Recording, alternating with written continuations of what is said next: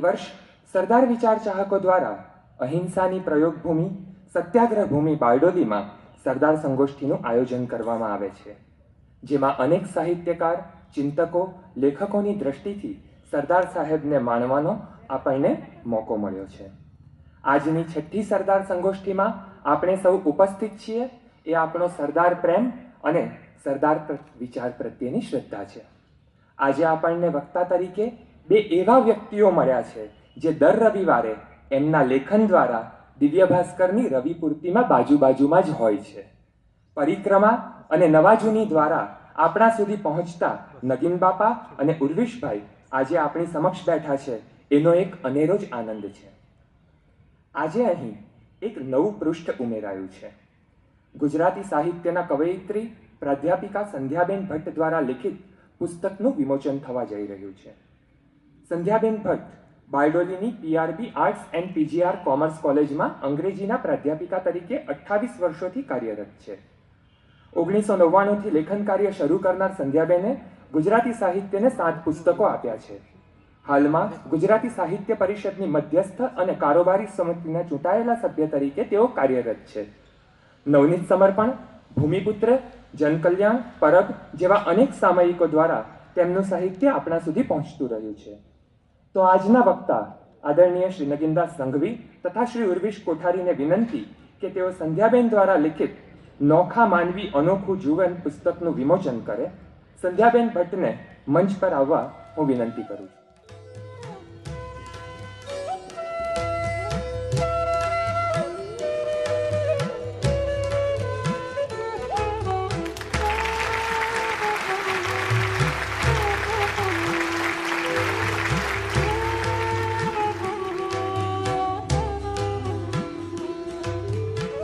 ખૂબ ખૂબ આભાર. હવે પ્રોફેસર સંધ્યાબેન ભટ્ટને વિનંતી કે તેઓ લોકાર્પિત થયેલા પુસ્તકનો આપણને સૌને આસ્વાદ કરાવે. મંચ ઉપર બિરાજમાન આદરણીય નગીનદાસ સંઘવી સાહેબ,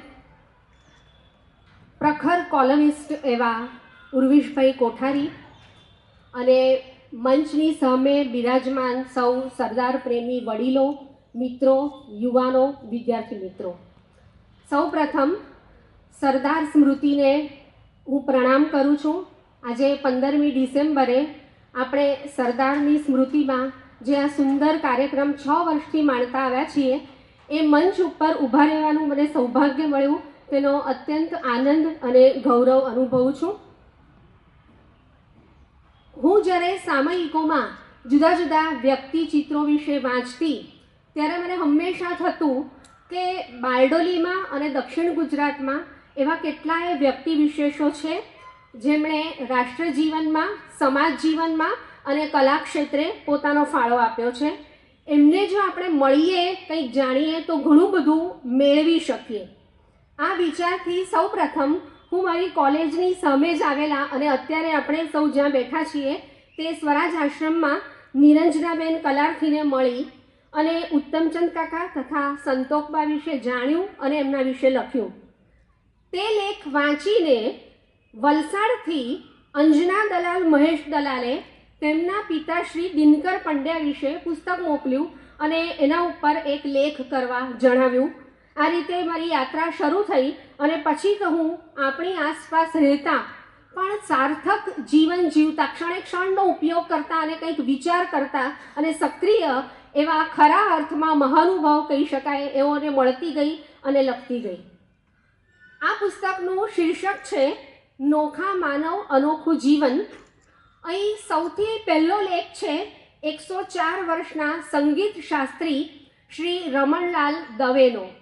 આપ સૌને જાણીને ખૂબ જ આનંદ થશે કે અત્યારે તેઓ 105 વર્ષના થયા અને હમણાં 4-5 દિવસ પહેલાં યોજાયેલી ચૂંટણીમાં તેઓ મતદાન પણ કરી આવ્યા. આ ઉપરાંત આ પુસ્તકમાં 103 વર્ષનું આયુષ્ય ભોગવનાર અને હું જેમને 100મે વર્ષે મળી એવા બારડોલીના જ આંતરરાષ્ટ્રીય નૃત્યકાર હિંમતસિંહ ચૌહાણ એમના વિશેનો લેખ પણ છે. બારડોલીના જ ખુશાલભાઈ મોરારજી પટેલ, ડૉક્ટર કલાબેન અને દયારામભાઈ પટેલ, નાનુભાઈ નાથુભાઈ પટેલ, ભગવતીભાઈ પારેખ, નાનુભાઈ નાયક અને ઇન્દિરાબેન વકીલ, આ સૌના લેખો આમાં છે જેમના જીવનની વિગતો આપણને જાણવા મળે. સુરતના સંગીતજ્ઞ દંપતી અને બનારસ હિન્દુ યુનિવર્સિટીના સંગીતના પૂર્વ પ્રાધ્યાપકો ડૉક્ટર પ્રદીપ દીક્ષિત અને અર્ચના દીક્ષિત તથા સુધાબેન પટવર્ધન અને પંડિત જસરાજના જેઓ શિષ્ય રહ્યા છે એવા સીએની પ્રેક્ટિસ છોડીને સંગીતને જ સમર્પિત એવા પરેશ નાયક અને માલિની પંડિત નાયક વિશેનો લેખ પણ છે. આ ઉપરાંત રાજકોટના, અમદાવાદના ઘણા બધા વ્યક્તિ વિશેષો એમ 26 લેખો આ પુસ્તકમાં આપને મળશે. આ સૌ વિશે જાણીએ છીએ ત્યારે તેમની ધગશ, જિજ્ઞાસાવૃત્તિ, સક્રિયતા એ વિશે જાણીને ખૂબ માન થાય છે. આ કામ કરીને મને પુષ્કળ આનંદ અને ઉર્જા મળ્યા છે, એટલે મને ખાતરી છે કે આપ સૌ પણ જ્યારે તે વાંચશો ત્યારે આપને પણ આનંદ અને ઉર્જા ચોક્કસ મળશે. આ પુસ્તકનું અહીં લોકાર્પણ થઈ રહ્યું છે એ જાણે રચાયેલો એક સુયોગ છે, કારણ કે આ કાર્યક્રમ તો પહેલેથી નક્કી જ હતો. માત્ર 15 દિવસ પહેલાં મેં પ્રજ્ઞાબેનને કહ્યું કે મારું પુસ્તક બિલકુલ તૈયાર છે, હવે માત્ર એનું વિમોચન કરવાનું છે. તો પ્રજ્ઞાબેને કહ્યું કે કેમ આપણે આ મંચ ઉપર જ નહીં કરીએ. એટલે આ કાર્યક્રમમાં હું પાછળથી ટેગ થયેલી એવી છું, પણ એનો મને ખૂબ આનંદ છે. અને સુયોગ પણ જુઓ કે નોખા અનોખા વ્યક્તિ વિશેષોનું આ પુસ્તક. અહીં સ્ટેજ ઉપર બિરાજમાન નગીનદાસ સંઘવી કાકા જેઓ પણ 98 વર્ષના છે અને એક યુવાનીની ઉર્જા ધરાવે છે એવા એમને હસ્તે થયું. અને ઉર્વિશભાઈ કોઠારી કે આજના સમયમાં અત્યંત દુર્લભ એવું તાટસ્થ્ય જેમની પાસે છે, એમના હાથે પણ આ પુસ્તકનું લોકાર્પણ થયું એનો મને ખૂબ આનંદ છે. આ પુસ્તકને અને મને આ મંચ સંપડાવવા માટે સૌ આયોજકોની ખૂબ ખૂબ આભારી છું. અને આ લોકાર્પણ અહીંયા એટલા માટે કર્યું છે કે ઘણા બધા લોકો સુધી પુસ્તકો પહોંચે, તો કાર્યક્રમ પૂરો થયા પછી પુસ્તકની નકલ અહીંયા ઉપલબ્ધ છે. તો આપ સૌને વિનંતી કે આપ તે ખરીદીને વાંચશો અને મને હજુ આગળ કામ કરવાનું બળ આપશો એવી આશા સાથે વિરમું છું. અસ્તુ.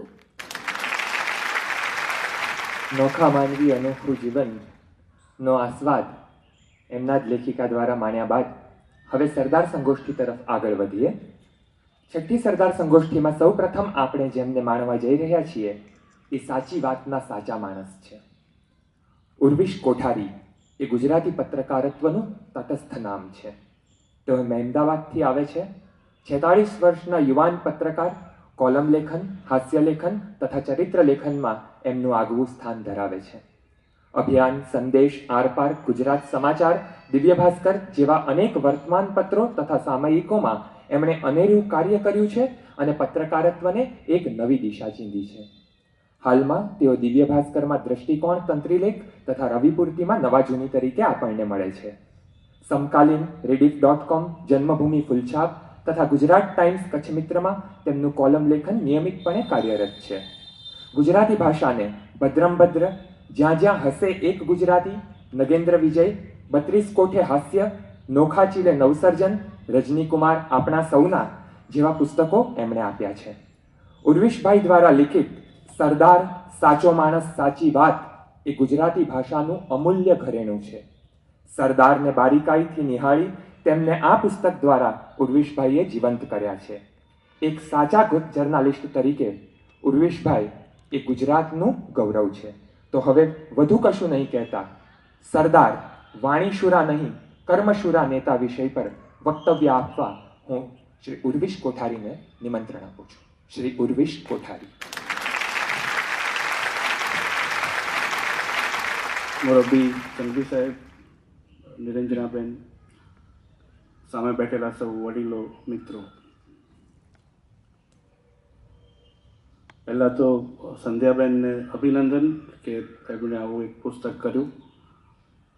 વધારે તો વાંચીને કહીશ, પણ અત્યારે આ પ્રકારનું પુસ્તક કરવા બદલ અભિનંદન. હું એમ કહું કે આયોજકોને આ કાર્યક્રમ કરવા બદલ અભિનંદન. તો કોઈને એવું લાગશે કે આ ભાઈ ફોર્માલિટી કરે છે, આવું કહેવાનો રિવાજ હોય છે અને બધા કહેતા હોય છે. પણ હું જ્યારે આવું કહું ત્યારે એમાં એક સાથે બે વસ્તુઓ મને યાદ આવે છે. એક ખટકો અને એક ખટકાનું નિવારણ. એક ખેદ અને ખેદનું નિવારણ. આજથી 13-14 વર્ષ પહેલાં હું જ્યારે આ પુસ્તકનું કામ કરતો ત્યારે બારડોલી આવેલો અને સ્વરાજ આશ્રમમાં પણ આવેલો. મારા સહિત અહીંયાના ઘણા બધા સ્થાનિકોને જેને મેં પૂછ્યું એને ખબર નહોતી કે સ્વરાજ આશ્રમ ક્યાં આવ્યો. અને એ આખો એક બહુ જ વિલક્ષણ રીતે ભારતીય કહી શકાય. આપણે બધા ગૌરવ લેવામાં બહુ હોશિયાર છીએ પણ સાચવવામાં નથી. એટલે સરદાર બહુ ચાલતું હોય પણ બારડોલીમાં એક માણસ નામે ઉર્વિશ કોઠારી સ્વરાજ આશ્રમની બહાર આંટા ફેરા કરે અને 4 જણને પૂછે તો કોઈ બતાવે નહીં. એવી સ્થિતિ આજથી 13-14 વર્ષ પહેલાં હતી. એના વિશે મેં મારા પુસ્તકમાં પણ ઉલ્લેખ કર્યો છે. અને આવું લખતી વખતે આનંદ થતો નથી હોતો. ઘણા લોકોને એવું લાગતું હોય છે કે અમને આવું બધું લખવાની બહુ મજા આવે. એ વખતે બહુ દુઃખ થતું હોય છે. અને એ દુઃખ જ્યારે બધાની પોતપોતાની રીતે બહાર આવતું હોય છે. આજે અને આમ તો ઘણા વખતથી મારા આવ્યા પછીના થોડા વર્ષો પછી અહીંયા જે કંઈ થયું અને થઈ રહ્યું છે એનાથી એ મારો જે જૂનો ખટકો હતો, એ જૂનો ખેદ હતો, એ બહુ જ સારી રીતે દૂર થયો છે. એના માટે હું આયોજકોને આ કાર્યક્રમ બદલ અભિનંદન આપું છું.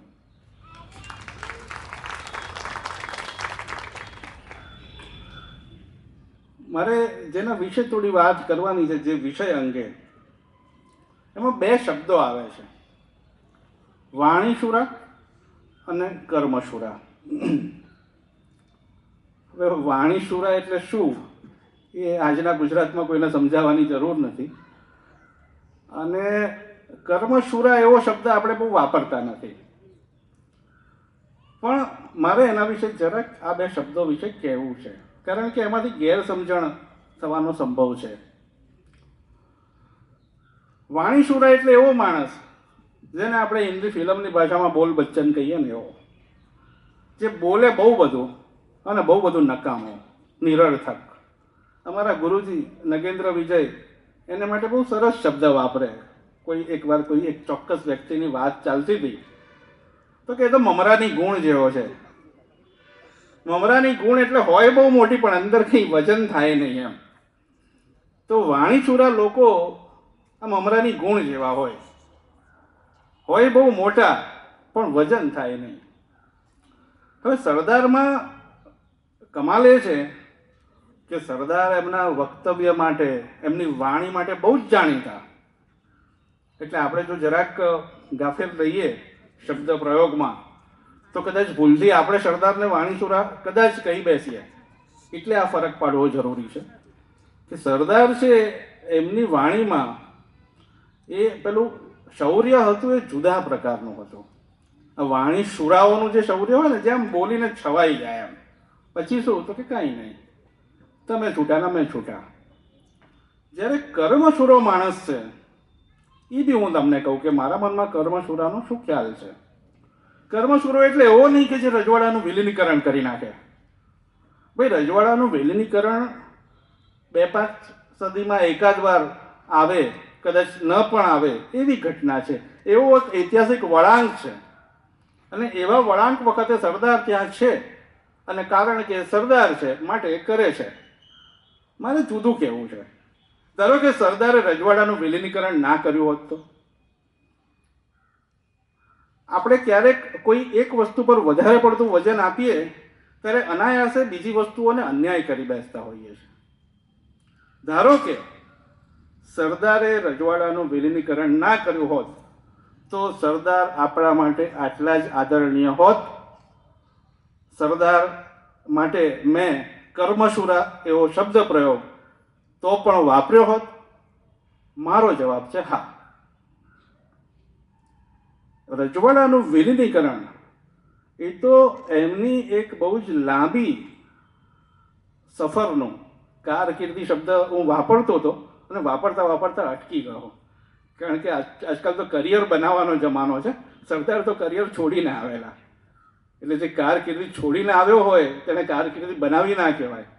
એ તો બધું છોડીને આ રસ્તે આવ્યા અને આ રસ્તે આવ્યા પછી આ રસ્તે લગભગ એમ સમજો ને 16-17ની આસપાસ આ રસ્તે આવ્યા પછી ઠેઠ 46-47 સુધી 3 દાયકા એમણે રજવાડાનું વિલીનીકરણ નથી કર્યું, અને તોય એ સરદાર છે.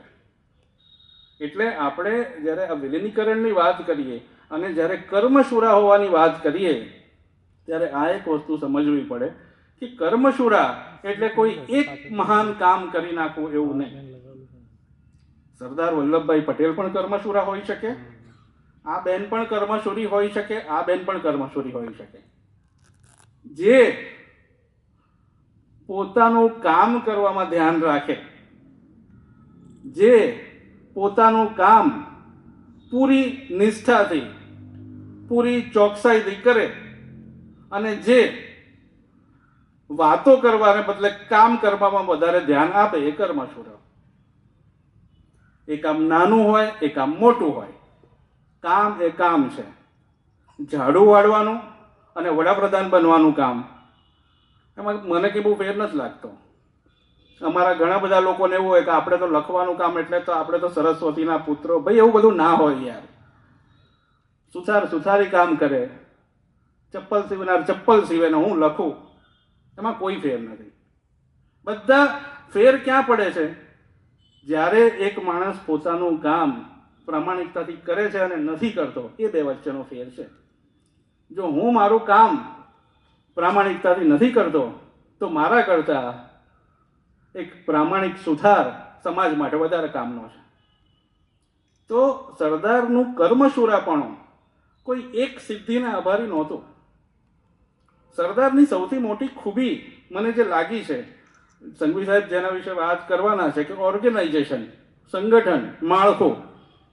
અને એ ઉપરાંત કોઈ પણ કામ કરવાનું હોય તો એની ઝીણી ઝીણી વિગતોનું ધ્યાન. કોઈ કામ, જુઓ, દેશનું કામ હોય ને ત્યારે આપણને બધાની જરૂર પડે.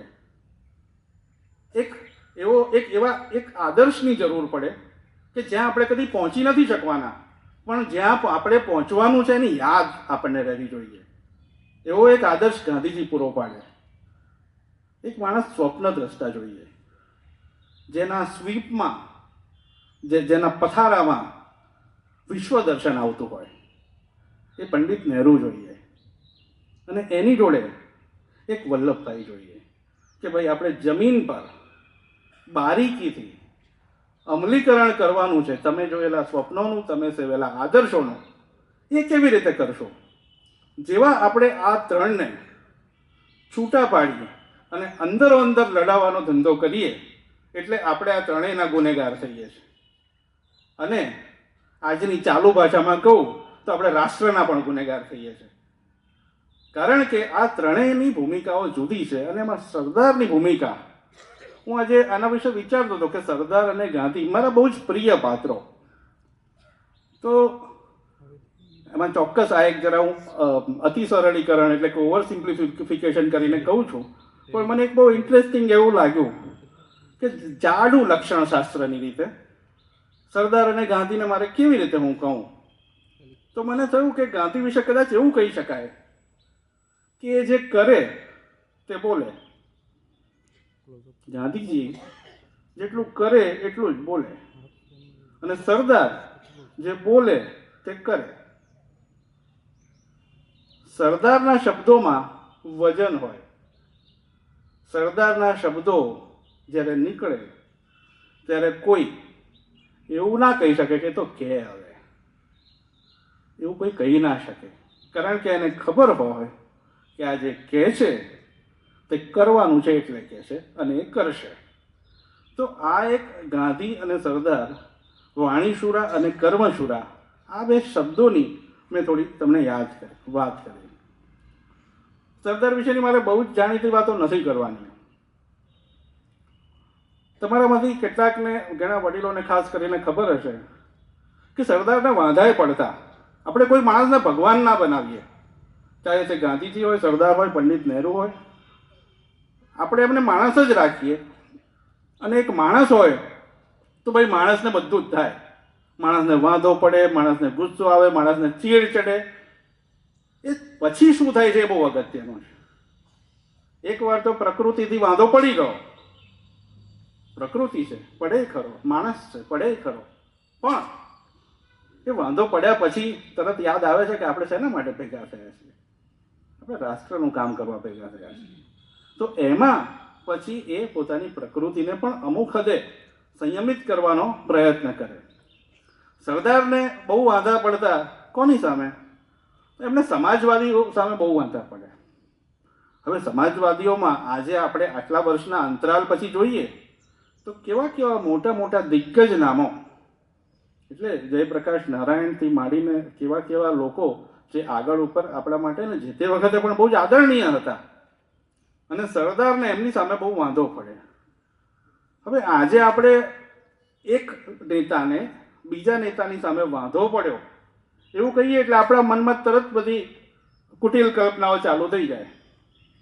હકીકત એ છે કે સરદારનું કર્મશુરા હોવું એ એમના વાંધા માટે જવાબદાર હતો. સરદાર પોતે એવા કે એમને બહુ બોલ કરનારા ના ગમે, કે ભાઈ દેશમાં આટલું બધું કામ પડ્યું છે ને તમે બોલ શું કરો છો કે સ્વરાજ મળ્યા પછી આમ કરીશું, સ્વરાજ મળ્યા પછી તેમ કરીશું. સમાજવાદીઓ એક આદર્શની વાત કરતા હોય, એક આદર્શ સમાજ રચનાની વાત કરતા હોય, જે રશિયન ક્રાંતિ થઈ તેમાંથી પ્રેરણા લીધી હોય, પોતાની રીતે ભારતીય સંસ્કારોમાંથી પ્રેરણા લીધી હોય, પણ એ વાત કરતા હોય કે શું આદર્શ છે અને શું કરવું જોઈએ, અને એના આધારે પછી એ ફૂટપટ્ટીથી એ સરદારને માપતા હોય અને ક્યારેક એ ફૂટપટ્ટી સરદાર પર ઉગામી લેતા હોય. સરદાર કે યાર આ બધા સમાજવાદીઓ વાતો બહુ કરે છે. એટલે સરદારને સમાજવાદીઓ સામેનો જે મુખ્ય વાંધો એ એમના કર્મશુરા હોવાને કારણે પોતાના, કે ભાઈ આટલું બધું દેશમાં કામ પડ્યું છે, કામ કરો. આમ જુઓ તો પંડિત નહેરુ સાથે એમને જે પ્રકારના મતભેદો થયા એમાં બીજા બધા કારણો ઉપરાંત આ પણ એક કારણ હતું કે ભાઈ નહેરુ સ્વપ્નદ્રષ્ટા માણસ, રોમેન્ટિક માણસ, એક અમુક જમીનથી ઉપરની દુનિયામાં જરા હોય, અને સરદાર એકદમ જમીન ઉપર. અને આ કર્મશૂરો માણસ એટલે એને પોતાના પ્રોજેક્શન બહુ ગમે નહીં. એ હંમેશા પોતાની જાતને એવી ધરતી જોડે જોડાયેલી રાખે કે એના માટે જૂઠું બોલે. કેવી રીતે? એ માણસ લંડનનો બેરિસ્ટર ભાઈ વલ્લભભાઈ એ કહેતા હતા કે જ્યારે એમાં નરહરિભાઈમાં લખ્યું છે કે જ્યારે સરદાર નાના હતા, વલ્લભભાઈ હતા અને ભણતા હતા, ત્યારે એમનું અંગ્રેજી બહુ જ સારું હતું. અંગ્રેજી વાંચનનો એમને ખૂબ શોખ હતો. મોટા થયા પછી જેમ પંડિત નહેરુ કે જેમ મોહનદાસ ગાંધી, એવી રીતે વલ્લભભાઈ પટેલ લંડનના બેરિસ્ટર છે. એમનું અંગ્રેજી એટલે એકદમ મજબૂત પ્રકારનું અંગ્રેજી છે. પણ જાહેર જીવનમાં આવ્યા પછી કર્મશુરા હોવાનો એમનો જે ખ્યાલ છે એને એ કેવી રીતે લોકોમાં વહેતો કરે છે, કેવી રીતે લોકોમાં ટ્રાન્સમિટ કરે છે. એમના અનેક એવા ભાષણો છે જેમાં એ મન થાય ને એવી વાત પોતાના અભ્યાસ વિશે કહી દે. કોક દાડો કે હું તો 4 ચોપડી ભણેલો. લંડનનો બેરિસ્ટર જાહેર સભામાં કે હું તો 4 ચોપડી ભણેલો, હું તો અભણ, તમે બધા તો ભણીને આવ્યા છો, હું તો ભણ્યા વગર આવ્યો, આવું બધું કે. આમાં આ અંડરસ્ટેટમેન્ટ એની પાછળનો આશા એક જ કે ભાઈ તમે મને મારા ભણતરથી નામ ઉલવશો. હું બેરિસ્ટર થયો કે નથી થયો એ તમારો પ્રોબ્લેમ નથી. આપણે ઘણીવાર આપણા હોદ્દા, આપણી ડિગ્રીઓ એટલા બધા પહેરીને ફરતા હોઈએ છીએ કે આજુબાજુ ફરનાર બધાને વાગે. સરદારને એવું હતું કે ભાઈ હું બેરિસ્ટર થયો છું, હું શું ભણ્યો છું, મારું અંગ્રેજી કેટલું સારું છે એ છોડો, હું શું કામ કરું છું અને મારા કામથી મને મૂલવો. એટલે આ પ્રકારનું એમનું જે એક વલણ હતું. સરદારની વાણી, આમાં વાણીશુરા નહીં એવું જ્યારે કહું છું ત્યારે એમની વાણીની પણ વાત કરવા જેવી છે, કારણ કે વાણીના પ્રકારો હોય છે. સરદારના મુખ્ય એમની જે બોલવાની શૈલી, બોલવાની છટા અથવા તો બોલવાની રીત, એને આપણે 2 ભાગ એના પાડી શકીએ. એક તો જાહેર અને બીજું અંગત. જાહેરમાં સરદાર એટલે બૌદ્ધિકતાના ચમકારાની રીતે ભલે નહીં, પણ ચોટ, અસરકારકતા, અને જેમ કેટલાક કવિઓ કે લેખકો કહે છે તેમ મળદાને બેઠા કરે એવી ભાષા, એ સરદારની. બારડોલીમાં એમણે જે પ્રવચનો આપ્યા, મને તો આમ એ દ્રશ્ય હું જ્યારે પણ વાંચું છું કે લખું છું ત્યારે એની કલ્પના કરીને મને રોમાંચ થાય છે કે કેવા કેવા માણસો એક આવી ખોબા જેવડી જગ્યામાં ભેગા થયા હતા. તમે સરદારથી માંડીને સ્વામી બાપાથી માંડીને તમે નામ દો, ડૉક્ટર સુમંત મહેતા અને મહારાજ બારડોલીના પહેલા કેદી રવિશંકર મહારાજ, આટલા બધા જેને તમે ખરા અર્થમાં પુણ્ય શ્લોક કહી શકો, એવા એટલા બધા માણસો. અને એ બારડોલીમાં સરદાર જ્યારે સભાઓ કરે, સરદાર જ્યારે બોલે, ત્યારે ગાંધીજી જેવા ગાંધીજી એમ કહે કે સરદારે બારડોલીમાં આપેલા પ્રવચનોનો જો સંગ્રહ કરવામાં આવે તો એ રાજકીય નહીં પણ ધર્મ પુસ્તક બને. આ એક એટલે તમે જુઓ કે એક તરફ સરદારનો જુસ્સો છે, સરદારની એક એ જે લોકો આણંદ નડિયાદના વિસ્તારમાં રહ્યા છે એમને ખબર છે કે એ શૈલી સરદારની તો છે જ, પણ એમાં એક એરિયાનું પણ મહત્વ છે. ચરોતરના પટેલો તે સમયે કેવી રીતે બોલે, કેવી રીતે વાત કરે, કેવી રીતે રિએક્ટ કરે, કેવી રીતે મશ્કરી કરે કોઈની, અને કેવી રીતે કોઈને ઊભો વહેરી નાખે, એ બધું સરદારમાં જોવા મળે છે.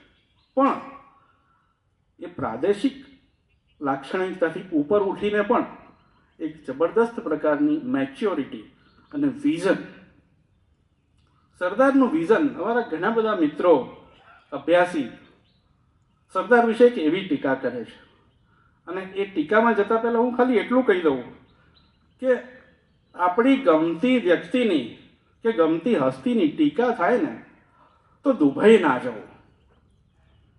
દુબઈ જઈને આપણે આપણી ગમતી વ્યક્તિને બહુ જ અન્યાય કરીએ છીએ. મને સરદાર ગમે છે અને કોઈ મારી આગળ સરદારની ટીકા કરે તો મારે બહુ જ સ્વસ્થતાથી એને સાંભળવી જોઈએ, અને એમાંથી એ શું કહેવા માગે છે, એ શાની ટીકા કરે છે, એ મારે સમજવાનો પ્રયત્ન કરવો જોઈએ. તો સરદારની એક એવી ટીકા થાય છે કે એમનામાં વિઝન નહોતું. એમનામાં આપણે બીજું કેવું થાય, કોઈ પણ માણસ સરદારની કોઈ પણ ટીકા કરે એટલે પણ એમણે રજવાડાનું વિલીનીકરણ કર્યું હતું એનું શું? અરે એવું ના હોય યાર.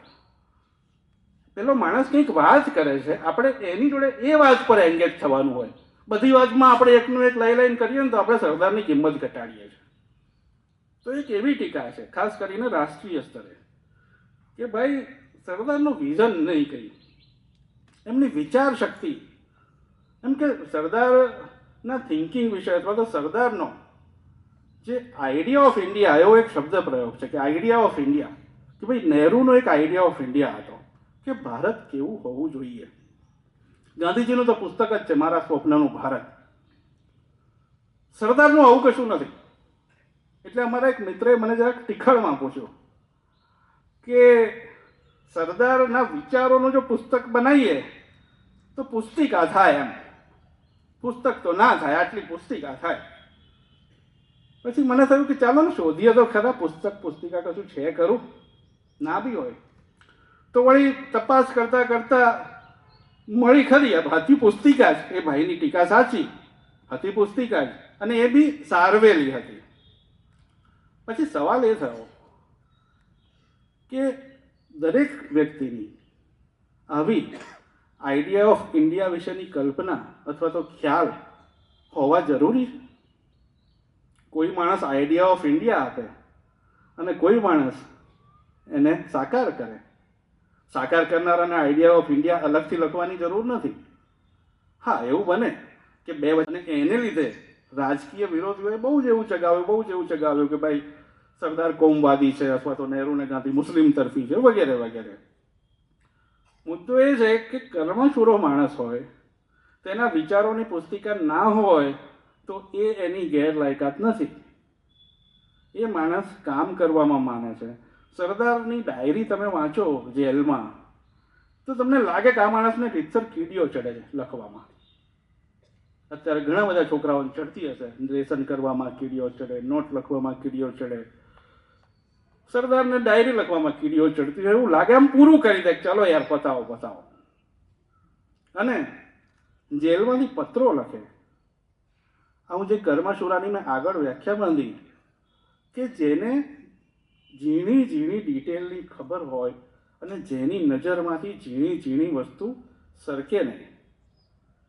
હરિપુરા અધિવેશનનો સરદારનો વહીવટ છે, તો એક કર્મઠ માણસ હોય, એક કર્મઠ માણસ, એને માટે કોઈ કામ નાનું ના હોય. મેં આગળ કહ્યું ને કે ભાઈ હરિપુરા અધિવેશનમાં રવિશંકર મહારાજ શું કામ કરતા હોય? તો કે પેલા લોકો જે મહેમાનો છે એમણે જે પતરાળીઓ પર ખાધું એ પતરાળીઓ કેવી રીતે વાળવી જેને કારણે અંદરથી એંઠવાડ નીચે ના પડે એ શીખવવાનું કામ રવિશંકર મહારાજ હરિપુરા અધિવેશનમાં કરે અને એમાં ધન્યતા અનુભવે. તો સરદાર આખા હરિપુરાના અધિવેશનનો જબરદસ્ત વહીવટ, એડમિનિસ્ટ્રેશન કરવા માટે સરદારની એટલી બધી પ્રશંસા થઈ. તો આ પણ એક એમનું એક બારીક વસ્તુઓ જેને આપણે કહીએ કે એક તમે ઘણા બધા બેઠા છે એમને ખબર હશે કે તમે ઘરમાં એક પ્રસંગ લઈને બેઠા હો, શું ના જોઈએ, અને એવરીથિંગ કેન ગો રોંગ, દરેક બાબતમાં લોચા પડી શકે, અને એવી વસ્તુ એમણે એક બહુ જ અસરકારક રીતે પાર પાડી. તો એમની જેલમાંથી પત્ર લખે તો અંદર તમે નામ વાંચો તો આખી 25, 30, 35 સાથીઓના નામ હોય. અંદર બેઠા છે પણ બહાર, કારણ કે ભાઈ છેવટે કામ જમીન પર થાય છે. વિચારો જેટલા જરૂરી છે એટલું કામ જરૂરી છે. કામ જમીન પર થાય છે, અને એ કોણ કરે છે? કાર્યકરો કરે છે. તો કર્મશુરો માણસ હોય એ કદી નેતા ના બને. પ્રચલિત રૂઢ અર્થમાં એવો નેતા કે જેનો જબ્બો પકડીને 100 માણસ ચાલતા હોય, એ એવો નેતા હોય કે જે દરેકનું ધ્યાન રાખતો હોય, કારણ કે એને કામ એની જોડેથી લેવાનું છે અને એને કામ લેવાનું છે. સારા દેખાવાનું નથી, વોટ લેવાના નથી, કામ લેવાનું છે, અને કામ માણસો જોડે લેવાનું છે. સરદારની સૌથી મોટી તાકાત એ હતી કે એમને માણસો ઓળખતા આવડતું. બાકી કામ કેવી રીતે આગળ વધે? આઝાદી પહેલા પણ અને આઝાદી પછી પણ.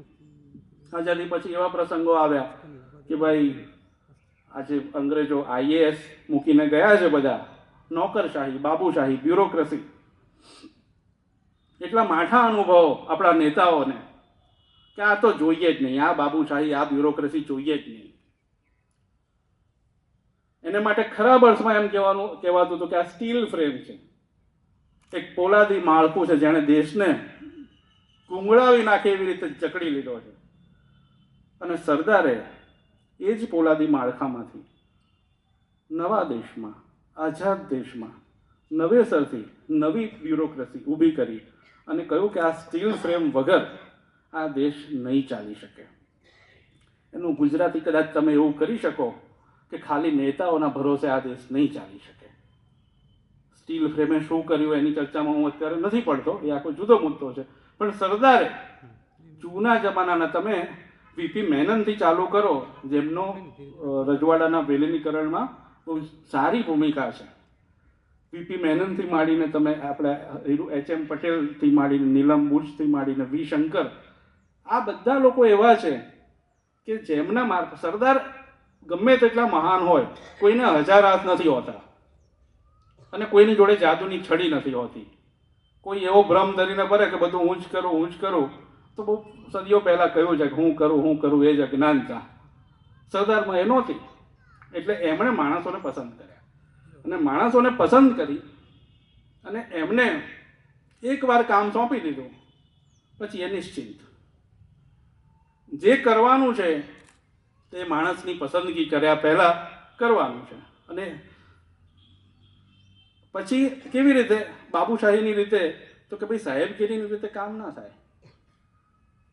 V શંકર, એમના સચિવ, એવો પ્રસંગ નોંધે છે કે જ્યારે સરદાર મિનિસ્ટર હતા આઝાદી પછી, ના એમના સચિવ, અને આણંદ કે કરમસદ ક્યાંક ગયા, રાત્રે ખુલ્લામાં સુવાનો, મચ્છરોનો ભારે ત્રાસ, એક જ મચ્છરદાની. હવે મંત્રી અને સચિવ વચ્ચે એક મચ્છરદાની હોય તો એ મચ્છરદાની કોને જાય? કોઈ બી છોકરાને પૂછીએ તો કે ભાઈ એ તો પૂછવાનો સવાલ છે કંઈ. સરદારે કહ્યું કે ભાઈ શંકર, તમને મચ્છરોની ટેવ નથી, મને છે, મચ્છરદાની તમે રાખો. પેલા બિચારા એટલા બધા કોચવાય કે સાહેબ મચ્છરદાનીની બહાર સુવે ને મારાથી કેવી રીતે અંદર સુવાય. પણ એ એક કર્મશૂરા માણસની નિશાની છે કે કર્મશૂરો માણસ છે ને એ કામના માણસોનું બરાબર ધ્યાન રાખે. ભાઈ કાકાએ લખ્યું છે, એકવાર ભાઈ કાકાને બધા લોકો મળવા આવેલા, કદાચ બારડોલીમાં જ. તો રાત્રે સરદાર ભાઈ કાકાના ઉતારે જોવા આવ્યા કે તમારી બધી વ્યવસ્થા થઈ છે કે નહીં. અને કંઈક ભાઈ કાકાને બધા કાર્યકરો જોડે એમ તેમ અગવડદાયક રીતે સુવડાવેલા. તો સરદારે ખખડાઈને કીધું કે ભાઈલાલને જરા અલગ વ્યવસ્થા આપો. ભાઈ એવું છે કે કામ કરવું હોય તો કામ લેતા આવડવું જોઈએ, અને કામ લેવું હોય તો પ્રેમથી લઈ શકાતું હોય છે. બીકથી અમુકથી વધારે નથી લઈ શકાતા કામો. એટલે એક છાપ સરદારની જાહેર વક્તા એટલે આમ આગ લગાડી દે તમારે. જો એમના ઘણા બધા પ્રવચનો યુટ્યુબ પર મૂકીએ અને આગળ પાછળનો સંદર્ભ ના આપીએ તો મને એક તટસ્થ માણસ તરીકે એવું લાગે છે કે જો સંદર્ભ ના આપીએ તો એમાંના કેટલાક અત્યારે ઉશ્કેરણીજનક પણ લાગે. પણ કારણ કે એમાં સંદર્ભ બહુ અગત્યનો છે. એમણે 1947ના પ્રચંડ રીતે કોમવાદી સંઘર્ષ ચાલતો હોય, અભૂતપૂર્વ એવા વખતે કોઈ ચોક્કસ સંદર્ભે કોઈ ચોક્કસ વાત કહી હોય અને એને આજે આપણે આજના સંદર્ભમાં લાગુ કરવા જઈએ તો મુશ્કેલી જ થાય. પણ એમાં વાંક સરદારનો નથી, એમાં વાંક આપણે એટલે કે સરદારના નામનો દુરુપયોગ કરનારાનો છે. તો આ પ્રકારે એક મને આની પરથી વાત યાદ આવે છે કે મુનશી પ્રેમચંદ આપણા બહુ જ મોટા હિન્દીના સાહિત્યકાર, લેખક અને હંસ નામનું મેગેઝિન ચલાવતા. બારડોલી સત્યાગ્રહ વખતે મુનશી પ્રેમચંદે સરદારના એટલા બધા જબરદસ્ત વખાણ, વલ્લભભાઈના એ વખતે તો એમની આગેવાનીના એટલા વખાણ કરેલા અને બારડોલીના લોકોના એટલા વખાણ કરેલા. એમનું તો મથક ઉત્તર પ્રદેશ. પ્રેમચંદજીએ લખ્યું કે ભાઈ બારડોલીનો ખેડૂત છે એ આપણા ઉત્તર પ્રદેશના ખેડૂતો જેવો ગરીબ નથી. એ બધા તો પોતપોતાની રીતે નાના જમીનદારો છે. એ લોકો આ લડતમાં બધું છોડીને બધું ફના કરવા માટે નીકળી પડ્યા છે. અને આજે બારડોલીમાં ધૂળ રાખ ઉડે છે ને. પ્રેમચંદજી તો લખે એટલે તમારે. અને એ જ પ્રેમચંદજીએ પછી એકવાર આગળ થોડા વર્ષ પછી વલ્લભભાઈ આવું કશુંક આકરું બોલ્યા હશે. વલ્લભભાઈને આમ બહુ પ્રેમથી આકરું બોલતા.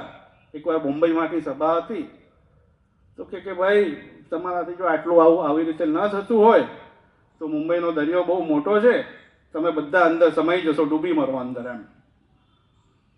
હવે આ એક વલ્લભભાઈની કહેવાની રીત હતી. એના વિશે ગાંધીજીએ બહુ સરસ એકવાર ખુલાસો આપેલો. વલ્લભભાઈની એવી સ્ટાઇલ કે કોઈને મૂકે નહીં. ગાંધીજી જોડે રમૂજ કરવાનો સંબંધ બહુ ઓછા નેતાઓને હતો. એક સરોજિની નાયડુ અને બીજા વલ્લભભાઈ પટેલ, જે લોકો ગાંધીજી જોડે છૂટથી રમૂજ કરે. અને વલ્લભભાઈ એટલા માટે વધારે મહત્વના કે ગાંધીજી જોડે આટલું બધું, આટલી નજીકથી રહ્યા, આટલું બધું કામ કર્યું, પણ તોય એ ગાંધીજીની મજાક કરે. આ એવો માણસ કે જેને ગાંધીના વાદમાં રસ નહીં, ગાંધીના કામમાં રસ. એટલે તો આપણે એને કર્મશૂરો કહીએ છીએ. એમણે જીવન ધરીને મેં જોયેલા 1300-1400 ફોટામાં સરદારે ક્યાંય ગાંધી ટોપી નથી પહેરી. આશ્રમમાં કોઈ દાડો રહેવા ગયા નહીં, સાબરમતી આશ્રમમાં. અને સાબરમતી આશ્રમવાળા ગાંધીજીનું જે જડ અનુકરણ કરે એની એટલી બધી મજાક ઉડાવે, એની એટલી બધી રમૂજ કરે કે આશ્રમવાળા ગાંધીજી જોડે ફરિયાદ કરવા જાય કે આ વલ્લભભાઈ આવું આવું બોલે છે. બોલો, ગાંધીજી ગાંધીજી હતા. એટલે એ એવું કહે કે ભાઈ દૂધણી ગાય પાટું મારે તો ખાવું પડે. એ ગાંધીજી કેમ હતા એ આપણને ખબર પડે. એટલે જે ધોરણ ગાંધીજીએ સ્થાપેલું, દેશના બીજા બધા લોકો બી લગભગ માનતા કે ભાઈ દૂધણી ગાય છે, એ કહે કે દરિયામાં ડૂબી મરો, તો એ એક આપણું હિત ઈચ્છનાર તરીકે કહે છે. Is not actually meaning it, પણ એમની એક કહેવાની રીત છે. પણ મેં કહ્યું એમ કે વલ્લભભાઈ એટલે મુનશી પ્રેમચંદ જ્યારે વલ્લભભાઈની ટીકા, એમણે કંઈક વલ્લભભાઈએ એવું લખ્યું કે ભાઈ તમે લોકો આમ છો ને તેમ છો ને જાગતા નથી ને, એટલે પ્રેમચંદજીએ બહુ આકરી ટીકા કરી અને કહ્યું કે ભાઈ તમે ભૂલી ગયા એમ કે તમને બધાને તમારો જીવ બહુ વાલો છે, એવું કંઈક વલ્લભભાઈએ કહ્યું હશે. એટલે પ્રેમચંદજીએ કહ્યું કે ભાઈ માણસ માત્રને જીવ વાલો હોય જ છે. તમે ભૂલી ગયા, તમે બી બેરિસ્ટર થવા ગયેલા, તમે બી પ્રેક્ટિસ કરતા હતા, તમે બી મજા કરતા હતા. તમે 10 વર્ષ વહેલા જાગી ગયા એટલે તમારે બીજાને ગાળો દેવાની? શક્ય છે કે લોકો 10 વર્ષ પછી જાગશે. તો આ એક જે વસ્તુ છે, હવે આને આપણે સરદારનું અપમાન કરીને લઈ પડીએ તો સરદારનું અપમાન પ્રેમચંદજીએ કર્યું કે આપણે કર્યું, એ પહેલો સવાલ થાય. એટલે એમની એક આ જાહેર શૈલી હતી, ગમે તે કે બંગડીઓ પહેરી લો ને એવું બધું, તો એ બહુ છૂટથી કહેતા હતા. બીજું કે કેટલાક શબ્દ પ્રયોગો આપણે જ્યારે અત્યારે મૂકીએ ને ત્યારે આપણે જોવું પડે કે આજનો સંદર્ભ, આજની સામાજિક પરિસ્થિતિ, આજનો બધાનો લાગણી દુભાવવાનો કોશન્ટ બહુ ઊંચો છે. તે વખતે નહોતો, એટલે તે વખતે અમુક વસ્તુ બહુ સહજતાથી કહી શકાતી હતી ને સામેવાળો એટલી સહજતાથી લેતો હતો. એટલે સરદાર માટે યસમેન શબ્દ મેં ઘણી બધી વાર શંકરમાં વાંચ્યો કે ગાંધીજીના યસમેન. હવે આજે આપણે યસમેન એટલે જે ચમચાગીરી કરનાર માણસ હોય તેને યસમેન કહીએ છીએ. નેચરલી એ વખતે એ એના કરતાં જુદી રીતે, જુદા અર્થમાં, જુદા સંદર્ભમાં વપરાતો. તો આ એક સરદારની જાહેર વાણીની વાત. અને બીજી બાજુ જે મેં એમના સાથીદારોની વાત કરી, સાથીદારોનું ધ્યાન રાખવાની વાત. સરદારના અવસાન પછી મણિબેનને મળવા રવિશંકર મહારાજ ગયા ત્યારે એમણે બહુ સરસ વાત કરી કે અમારા માટે તો એ કેમ કે હળવા થવાનું ઠેકાણું હતું. અમે આવીએ સરદાર જોડે અને બોલીએ ને સાંભળતા રહે. અંગત વાતચીતના સરદાર આવા હતા. એ સામેવાળાને બોલવા દે અને પેલો બોલી લે અડધો કલાક, 1 કલાક, પછી પોતે 2 વાક્યો 3 વાક્યો કે, અને 2-3 વાક્યો એવા હોય, એની ગ્રેવિટી એવી હોય, એનું વજન એવું હોય કે પેલા માણસનો સંતોષ થઈ જાય. તો તમે જુઓ, આ વસ્તુ બહુ અઘરી છે. કાં તમે ઓછા બોલા હોઈ શકો, કાં તમે અદ્ભુત આગ લગાડી દેવા વક્તવ્યો આપનારા હોઈ શકો, પણ પ્રસંગને અનુરૂપ એ બેય કરવું એ બહુ અઘરું હતું. બીજી એક એવી અઘરી વાત જે સરદારને બીજા માટે બહુ જ ખટકતી. એક સાથે સરદાર ઉત્તમ સરદાર હતા અને કદાચ એનાથી વધારે ઉત્તમ સિપાહી હતા. એમણે એકવાર કહેલું કે આપણા દેશની મુશ્કેલી છે ને નેતાઓના અભાવની નથી, નેતાઓ બહુ થઈ ગયા છે ને એની છે. કામ કરનારા છે જ નહીં, બધા નેતાઓ જ છે. આ જો એમને અત્યારે તો લગભગ ભવિષ્ય દર્શન જેવું લાગે એવી વાત છે. આ તો એમણે 70-75 વર્ષ પહેલાં કહી હશે. તો સરદારમાં આ એક બહુ દુર્લભ સંગમ હતો કે એ પોતાનો સ્વતંત્ર અભિપ્રાય રાખે, એ વ્યક્ત કરે, અને પછી કરવાનું શું, શરૂઆતના ખાસ્સા વર્ષો ગાંધીજીએ જે નક્કી કર્યું તે.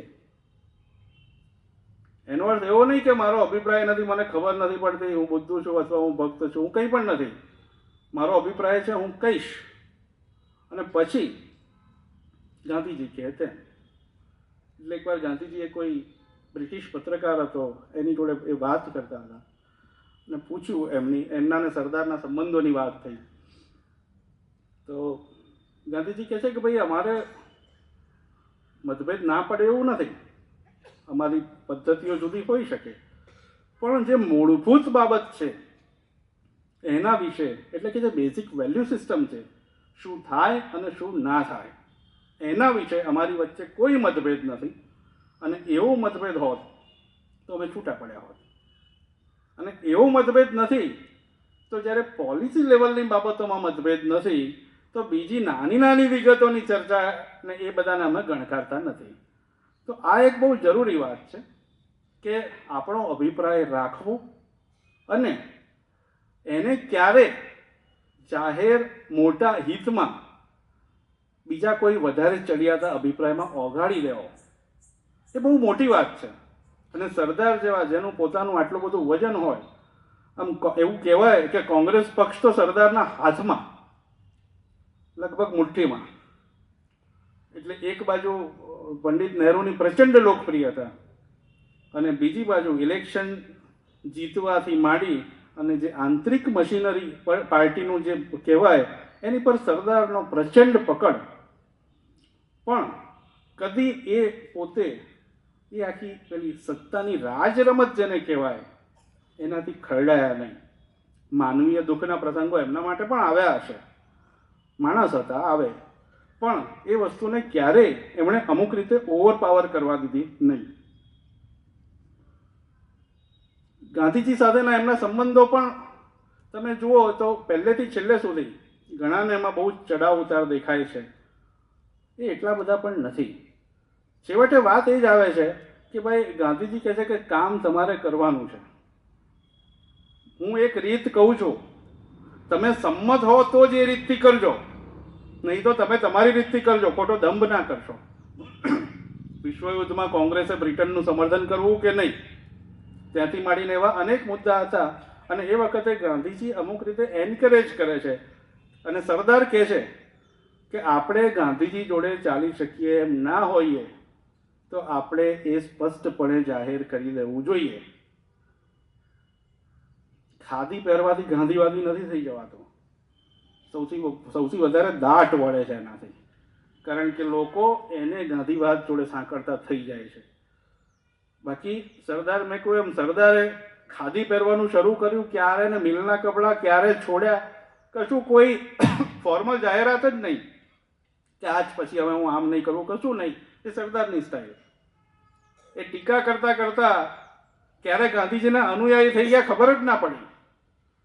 અને સરદારને ગાંધીજીના ટીકાકાર ગણનારા માથું ખંજવાળે કે હમણાં તો આ ભાઈ ગમે એમ બોલતો હતો કે આને તો આમ નથી ને, થર્ડ લો ઓફ નેચરનું ભાન નથી ને, ઘઉંમાંથી કાંકરા વીણાવે છે ને, હવે પાછો એનો ભગત થઈ ગયો. અને પછી મિલના કપડાં બી છોડી દીધા અને પછી ને શરૂઆતમાં સમાજવાદીઓની વાત કરી, સમાનતાની વાત કરી. સરદારને બધા કહેતા હતા કે ભાઈ આ ભાઈ મૂડીવાદીઓના તરફી છે, બિરલાના મિત્ર છે ને, આના મિત્ર છે ને, તેના મિત્ર છે. પણ ભાઈ ધીરુભાઈ અંબાણી કે હવે મુકેશ અંબાણી મારા મિત્ર હોય તો હું શું કરું? ભાઈ હું અમદાવાદથી હેલિકોપ્ટર કરીને બારડોલી આવું. તમે મૂડીવાદીના મિત્ર હો તો એની સીધી અસર તમારી રહેણી કરણી પર, તમારી જીવનશૈલી પર પડે કે ના પડે? અને આ માણસ જે કર્મઠ, જે કર્મશીલ, જેને મન કામ અને અસરકારકતાથી કામ કરવાનું એ જ સર્વસ્વ છે, એ બિરલાનો મિત્ર છે, મૂડીવાદીઓનો મિત્ર છે. પહેરે છે શું? તો કે ખાદી. અને ખાદીમાં બી કંઈ બહુ એવું આમ ફેશનેબલ પ્રકારનું, હવે તો એવા બધા બી વિકલ્પો છે, એવું બી કશું નહીં. એ પહેરી દે કપડું ને ફાટી જાય, પછી એને સાધીને મણીબેન પોતાનો સાલ્લો બનાવે છે. એવો એક ભારતનો ડેપ્યુટી પ્રાઇમ મિનિસ્ટર, તો એમના માટે બહુ નાનો શબ્દ છે. એવો એક આપણો નેતા, એવો એક આપણો આગેવાન કે જેની પર આરોપ શું થાય છે કે સમાજવાદનો વિરોધી છે. હું તો, મને શંકા છે કે બહુ થોડા સામ્યવાદીઓ, બહુ થોડા કમિટેડ હશે કે જે સરદાર જેટલી સાદગીથી જીવી શક્યા હશે અંગત જીવનમાં. તો જો આપણે સાદગીને માપદંડ બનાવીએ, આપણે જાહેર હોદ્દાનો દુરુપયોગ નહીં કરવાની વસ્તુને માપદંડ બનાવીએ, તો એમાં સરદારથી વધારે બીજો કોઈ મોટો સામ્યવાદી નેતા, આપણે ગાંધીજીને એમાં નથી ગણતા, તો સરદારથી બીજો કોઈ મોટો સામ્યવાદી નેતા કદાચ આપણને ના જડે. અને સરદારને સામ્યવાદી કહીએ તો સરદારને જ ના ગમે, કારણ કે એટલા માટે કે એ બધા વાતો બહુ કરે છે. તો તમે જુઓ કે આ લેબલો કેવા બધા ગોળ ગોળ અને આભાસી હોય છે. લેબલોથી આપણને ઘણીવાર સાચી વસ્તુની ખબર પડી શકતી નથી. છેલ્લી એક વાત કહીને હું મારી વાત પૂરી કરીશ. સરદારની કર્મઠતા અથવા તો કર્મશુરાપણું, કર્મશીલતા, એની મને હાઈટ હંમેશા એક વાતમાં લાગી છે, અને એ વાત એ વિલીનીકરણ નથી. વચમાં હું મારા એક કામ માટે નવજીવનના જૂના અંકો જોતો હતો. લગભગ 1920ના દાયકાની મધ્યથી સરદારને ગાંધી 16 કે 17માં મળ્યા, બરાબર સરખી રીતે. અને આ હું વાત કરું છું ત્યારે એ બેના મળવાને, એ બેના સાથે થવાને પૂરા 10 વર્ષ નહીં થયા હોય. ત્યારથી સરદારે એક જ વાત પકડી. એમણે એવું અનેક વાર લખ્યું છે કે ગાંધીજીએ આપણને જે આપવાનું હતું તે આપી દીધું છે, હવે એને આગળ લઈ જવાની જવાબદારી આપણી છે. અને આ એમણે 1948માં નથી કહ્યું, આ એમણે કહ્યું છે 1925-26ની આસપાસ. અને ત્યારથી અનેક વાર ગુજરાતમાં પૂર આવ્યો, ગાંધીજી બહાર હતા, ગાંધીજી પણ ગાંધીજી હતા, એટલે એમણે સરદારને પૂછાયું કે આવું. એ વખતે તો સરદાર નહીં, વલ્લભભાઈ, અને સરદાર હતા. એટલે એમણે જવાબ આપ્યો કે તમે આટલા વર્ષો થયે ગુજરાતને જે મંત્ર આપ્યો છે એ મંત્ર ગુજરાતને પચ્યો કે નહીં એ જોવું હોય તો ના આવતા. ગાંધીજીએ આપણને જે આપવા જેવું હતું તે આપી દીધું છે, એવું સરદારને 5-7 વર્ષમાં લાગી ગયું કે ભાઈ ગાંધીજી એટલે શું? એના બાહ્યાચાર. ગાંધીજી એટલે એમની એક વિચારવાની રીત, અને પોતે જે કંઈ કરે છે એમાં દેશ હિત, સામાન્ય માણસનું હિત, એ બધું કેવું છે. તીવ્રતાની બાબતે ગાંધીજીને સરદાર જુદા હોઈ શકે છે, પણ મૂળભૂત વિચારમાં જુદા નહોતા. તો 1920ના દાયકાની મધ્યથી સરદારને, એટલે કે વલ્લભભાઈને, સરદારને પણ નહીં, આ વાત પકડાઈ ગઈ છે કે ભાઈ ગાંધીજીએ જે આપવાનું હતું તે આપી દીધું છે. હવે આપણે, આપણા હાથમાં છે કે કેટલી હદે આગળ લઈ જવું. 1948માં ગાંધીજીની હત્યા થઈ અને રેડિયો પર બ્રોડકાસ્ટ કર્યું ત્યારે પંડિતજીનું બહુ જ કાવ્યાત્મક બ્રોડકાસ્ટ હતું, અને સરદારે એમની એકદમ દેશી ગુજરાતી હિન્દીમાં જે લાગણીસભર બ્રોડકાસ્ટ કર્યું, એમાં બી એમ કેવું એક ચરોતરનો પટેલ કહી શકે એવી જ સ્ટાઇલમાં કે ઉપવાસ કરેલા હમણાં, અભી ઉપવાસ કિયા થા, ઉપવાસ में चले गए होते तो अच्छा था, પણ કે એમને હજી આ જોવાનું બાકી હતું. તો સામાન્ય રીતે વ્યક્તિના મૃત્યુ વખતે આવી વાત કહેવાનો રિવાજ છે કે એમણે આપણને જે આપવાનું હતું એ આપી દીધું. સરદાર 1920થી ગાંધીજી વિશે એવું કહેતા હતા. સરદાર જે ગાંધીજી વિશે કહેતા હતા એ આપણે સરદાર વિશે કહેવાનું થાય છે. સરદારે આપણને જે આપવાનું હતું એ આપી દીધું છે, હવે એને કેવી રીતે આગળ લઈ જવું. અને એક વસ્તુ યાદ રાખજો, સરદારના ટીકાકારો કદી એમનું અપમાન નહીં કરી શકે. અપમાન જો સરદારનું કોઈ કરી શકશે તો એ પોતાની જાતને સરદારના ચાહક કહેવડાવનારા લોકો જ કરી શકશે, કારણ કે આપણે એમનું કામ આગળ સારી રીતે નહીં લઈ જઈ શકીએ. તો જય હિન્દ, થેન્ક યુ. ખૂબ ખૂબ આભાર ઉર્વિશભાઈ. આપની પાસે આજના આ બારડોલીને અને આજના આ સ્વરાજ આશ્રમના પટાંગણને જે રીતે આપે સચોટ વાત કહી અને જે કર્મશુરા સરદારનું દ્રશ્ય આપે અમારા સૌ સમક્ષ મૂક્યું, અને જે છેલ્લે જે વાત કહી કે સરદારની વાત જે આપણે આગળ વધારવાની છે એ અહીં બેઠેલા સૌ કોઈ ઝીલશે એવી આશા.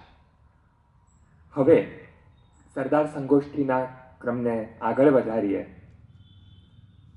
હવે જેમનો પરિચય આપવાનો છે એ શતાબ્દીનો પરિચય છે.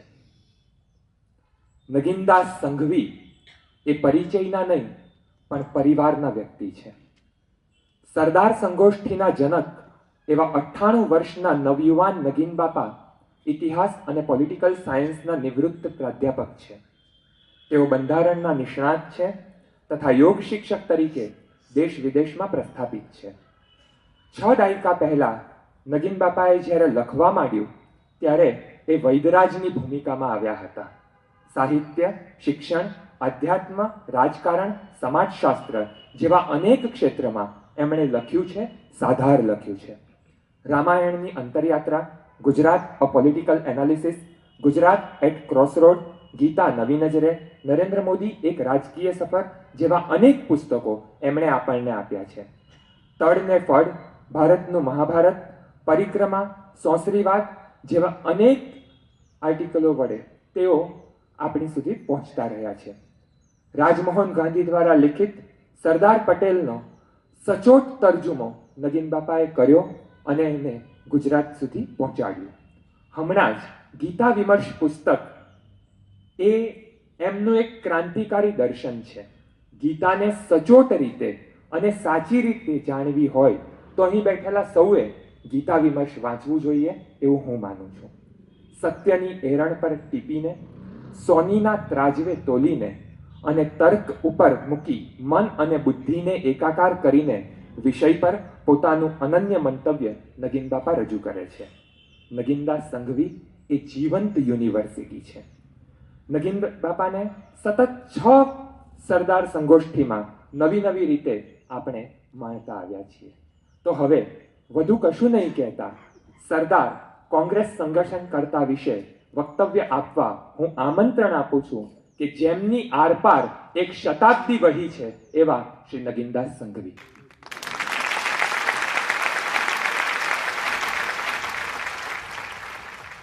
અમારા બધાનો ભાવ અને પ્રેમ હું જાણું પણ છું અને માણું પણ છું. પણ ભાઈ કરણે મારા માટે જે કંઈ કહ્યું એમાં વાસ્તવિકતા કરતાં ભાવ વધારે પ્રધાનરૂપ છે. આખી સદી જોઈ શકવા જેટલી જટાયુ કે એમના મોટા ભાઈની આંખ મારી પાસે નથી.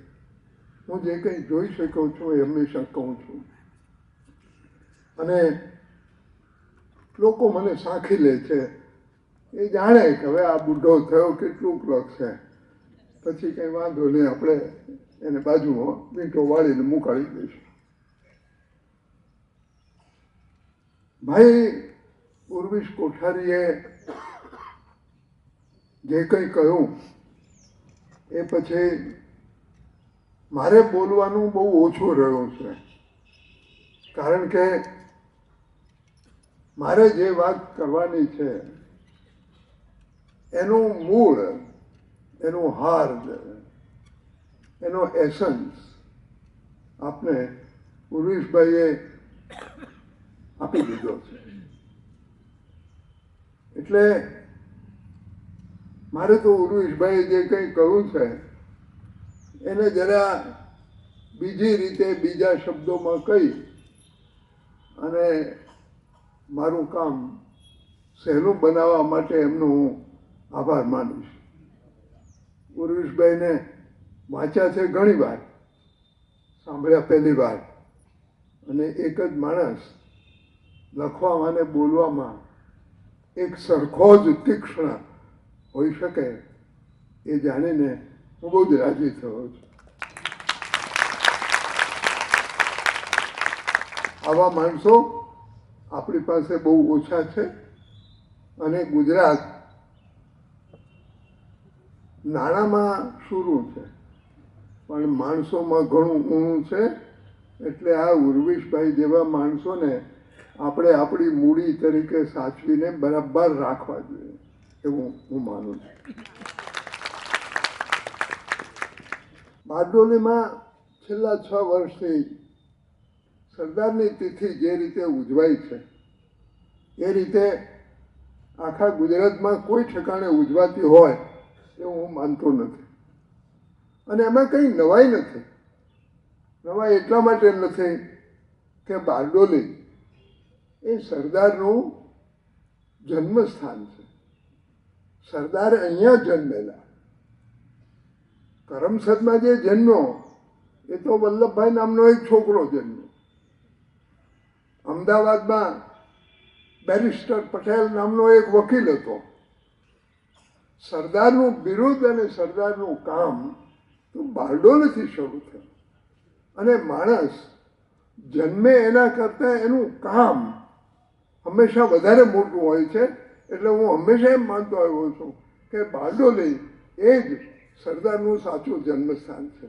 એટલે બારડોલી તો પોતાના દીકરાની જન્મ જયંતિ કે તિથિ વધારે હોંશથી ઉજવે એમાં કંઈ બહુ મોટી નવાઈ નહીં કહેવાય.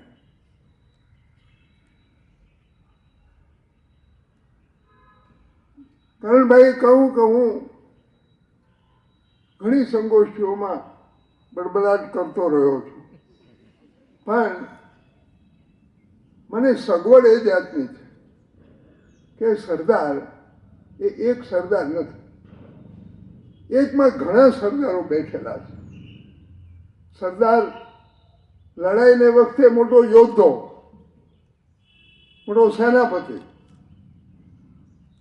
પુરુષભાઈએ જે વાત ઘણા કહીએ એમ કે મરદાને બેઠા કરે એવી ભાષા, એવી એની વાણી, લોકોને જીવતા સળગાવી મૂકે એવી વાણી. એ તો બહેનોને એમ પણ કે તમારા વર જો સરકારના ખાંધિયા થાય તો એને ઘરમાં નહીં આવવા દેતા. આવું પણ સરદાર કહે. એટલે એ બળવો, એ સળગતી ચિનગારી બધે ઠેકાણે ફેલાવે એવી સરદારની આદત. પણ લડાઈ ન ચાલતી હોય ત્યારે ઘડતરનું જે કામ સરદારે કર્યું એનો આપણે એક સંગોષ્ઠીમાં બહુ લાંબો ઇતિહાસ કર્યો છે. સરદાર જેવો રચનાત્મક કાર્યકર તમને મળવો મુશ્કેલ. અને એ જ સરદાર ચૂંટણી લડવાની હોય ત્યારે કાવા દાવા કરવામાં, હરીફોને હંફાવવામાં અને પોતાના માણસોને જીતાડવામાં બિલકુલ કસર રાખેલી. સરદારે બધું જ શુદ્ધ ભાવે કર્યું નથી. ગાંધી સાધન શુદ્ધિને આગ્રહી, વલ્લભભાઈ આપે જેમ કહ્યું એમ કર્મશૂરો માણસ. એ તો કોણી મારીને કુંડું થતું હોય તો એ માટીમાં પોતાનો કોણી પણ ભરાવે, એને એમાં કંઈ બહુ વાંધો નહીં. અને એ ગાંધીજીને ઘણી વાર કહેતા કે બાપુ આપણે ચર્ચા કરવી હોય ને તો આ તમારા બધા સાપોલિયા છે એને સાપોલિયા કહે. એના જે ગાંધીવાદી સાથીઓ છે એને સરદાર હંમેશા સાપોલિયા કહે કે આ તમારા સાપોલિયાને જરાક જવા દો, પછી આપણે વાત કરીએ. અને સરદાર જેમ ભાઈએ કહ્યું એમ કોઈ દાડો ગાંધી ટોપી પહેરી નથી. અહીંયા બારડોલીમાં સરદાર હોય, ગાંધીજી પ્રાર્થના કરતા હોય, વલ્લભભાઈ નીચે આંટા મારે, પ્રાર્થનામાં જાય ને. એ કંઈ કોઈ દિવસ બધું ગાંધી જ કે એવું કંઈ કરે નહીં, અપાસ બિલકુલ કરે નહીં. ગાંધી કોઈ દાડો, વલ્લભભાઈએ કોઈ દાડો અપાસ કરી આપણે જાણ્યા નથી. ગાંધીએ અપાસ કરીને શરીર ખરાબ કર્યું, વલ્લભભાઈ એવું કંઈ કર્યું નથી. વલ્લભભાઈ ગાંધીના એકનિષ્ઠ અનુયાયી. ગાંધીનો શબ્દ એમને માટે આખરી શબ્દ. પણ વલ્લભભાઈ ગાંધીનો આંધળો ભગત નથી. વખત આવે ત્યારે ગાંધીને કંઈ પણ દે કે બાપુ તમે આ બધું કરી શકો, અમને આ પોસાય નહીં અને અમે તો આવું જ કરવાના છે. 1939માં કોંગ્રેસની પાસે એક ઠરાવ આવ્યો, બારડોલીમાં જ ચર્ચા થયેલી. એટલે સરદારે કહું કે અમને જો તમે સ્વરાજ આપો તો અમે તો તમને યુદ્ધમાં મદદ કરશો. ગાંધીજીએ કહું કે ના, આપણે તો અહિંસક, આપણે યુદ્ધમાં મદદ ન કરાય. વલ્લભભાઈ કહું બાપુ એ તમારો રસ્તો, અમે મદદ કરવાના. અમારે તો સ્વરાજ મેળવવા માટે અમે અહિંસા પાળીએ છીએ. અહિંસા પાળવા માટે અમે કંઈ સ્વરાજ લેતા નથી. અને એ એવું ભાગલાની વાત. ગાંધીજી હિન્દુસ્તાનના ભાગલા થાય એના જબરદસ્ત વિરોધી. એમણે એમ પણ કહેલું કે આ દેશના ભાગલા મારા મળદા ઉપર થશે, પણ કોઈ પણ વાતનું નિરાકરણ થતું નહીં.